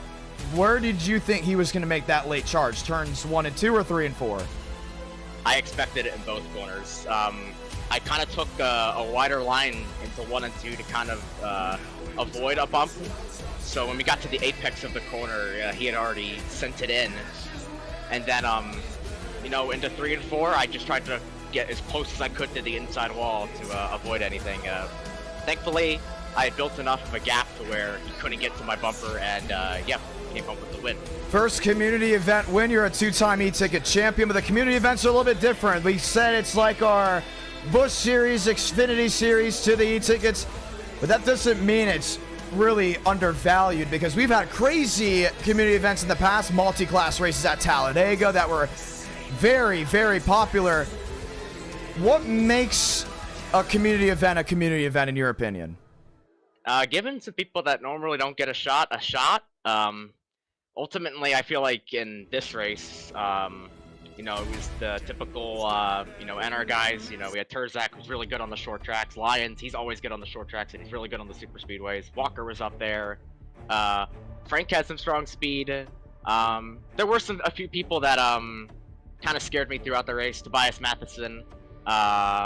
Yeah, there were a couple people that had me scratching my head and really had me on my toes there. David Bell dropped the $5 super chat. Very pleased with the racing. Also give you a shout out, Jarrett. Us and I, you know, great announcing. Love David Bell. Love all the great supporters down the chat below. But you guys have been asking for a long time, hey, when can we get some events like on grassroots short tracks? And I thought to myself, like, hey, community events. It worked with New Smyrna, right? It worked with the multi-class race. We're even thinking about going to the Nürburgring with the trucks. You know what I mean? Something wild and different. Let's speed that up, man. I want to do that. Yeah, we were thinking about doing that big time. But this right here, it was a classic short track showdown. You knew tonight was going to be about racecraft. It was going to be about handling, car control, being quick at times. You need to be quick, racing wheel to wheel. I mean, it just showed that, honestly, it was whoever can hold on for 300 laps was going to find victory lane. Oh, yeah, definitely. As I said before, it was a blast racing with Throwback and Lyons there. They're the best of the best on the short tracks, and to mix it up with them and something I have, you know, familiar experience with the truck, you know, it was a lot of fun, and glad I got to race with them. It was so much fun, and yeah, I'm glad I got the win. What's the Throwback based off of? Oh, it's some cup car from, I think, the 70s. You were trying to get your... I think so. You were trying to get me to run my plain red car, and I said it looked like Clifford the Red Dog, and I didn't want to run it. Clifford the Red Dog. I didn't want to run it, so... you know, I mean, this is a nice throwback. It is pretty unique. Do you want to say anything to anyone back at home before we go on to Kyle Trzak? I want to thank y'all for watching. Just came off the e-ticket win, and to get it on a community event on a track that requires a lot of on throttle time, a lot of skill. It feels great. I got a community win finally. I think I've actually won everything in NR now. You gotta make something. You gotta make something new. We're gonna have something new soon. It's gonna have to happen. Congratulations on the win. Thank you. Well, Kyle Trzak, you weren't out there leading as many laps as you probably expected, but still coming in with the top 3 after really shuffling throughout the field. It's gotta be something to be happy about. Oh yeah, for sure. So walk me through the race. We thought honestly early on it was me, you versus Nathan Lyons. but the track definitely changed up a little bit. What was the big thing holding you back from crossing the line first? You know, I started right there, and I let lines go right off the get-go, and honestly, I thought with this track temp, I did like a 50-lap run in practice, and I was like, my tires were killed, and so I backed it off a little bit, and I realized, well, you don't have to save really, you know, you just got to protect that right rear on the front stretch, and I did that, and then, of course, I wanted to be honest, I wanted to go to the back for some reason and save fuel, but yeah, I just knew it was so chaotic back there, I had to go, so, you know, and then we got another speeding penalty, which only put me 7th, but, you know, we were really fast. I got in front of Demos right there, and I was just saving my guts out, and Lions was pretty good on the long run, but I knew that I had something for him, but I was, to be honest, I was just waiting for Lions to wreck Demos because I thought it was coming. Oh, I think we all thought it was coming. You want to say anything to anyone back at home? Yeah, I want to thank you and Iceberg for putting this on. Well, you and Iceberg for commentating, and you know, all the fans coming out, aka the chat, and my parents and family who's watching back at home, and Kyle Busch for letting me run his throwback, and Zine Setup Shop. Congratulations on a P3. Thank you. Well, Jarrett, that's a community event in the books. Final thoughts? That was a lot of fun. I want to do more of these. We definitely have more coming in the future. For the ones that, once again, don't know what a community event is, it's like an e-ticket, but it's not. It's like Enter Night and an e-ticket mixed together. It's an opportunity to showcase new drivers, to see if they have the opportunity to get it done on those big stages. And trust me, just because it's a community event doesn't mean it's not a big stage. We've had community events almost break records of viewership on this channel. It's beaten some e-ticket viewership, so this one was just a little bit different. It's about how can you hold car control and a modern day stock car on a grassroots short track. I think it produced a great race. I think it did too, and I think what I liked about it was that you didn't have to necessarily go all out the entire run, especially those long runs. You could save it, and you'd see guys moving through the field. You'd see guys who were, you know, back in the 30s get up to the top 10 by the end of a run. So a lot of movement through the field, a lot of comers and goers, and multiple different leaders throughout too. Well, we want to continue to have more community events in the future. We've been doing them since middle 2023. The first was at Talladega, called Talladega Nights. Jason Beckman won that one. And we've had a lot of them leading up to the Darrington Woodworking Florida 500, so expect more in the near future. If you want to race Center Night in America, you can join the Discord, link down in the description below, and get ready because we're back live next Tuesday at 8 Eastern, 7 Central. Jerry, I heard you got some streams coming up as well. Yeah, I'll be doing post-race for Xfinity and Cup, and then NWP next Wednesday with on Danny B Talks channel with Brock Beard. Well, we'll get ready to step aside, as I will also be live tomorrow night at the Anderson Speedway live on Racing America. Thank you all for tuning on in, and hopefully you all have an amazing rest of your night. Good night, ladies and gentlemen, as this has been the Myrtle Beach 400. I'm John Ramos, alongside Jarrett Lumberg.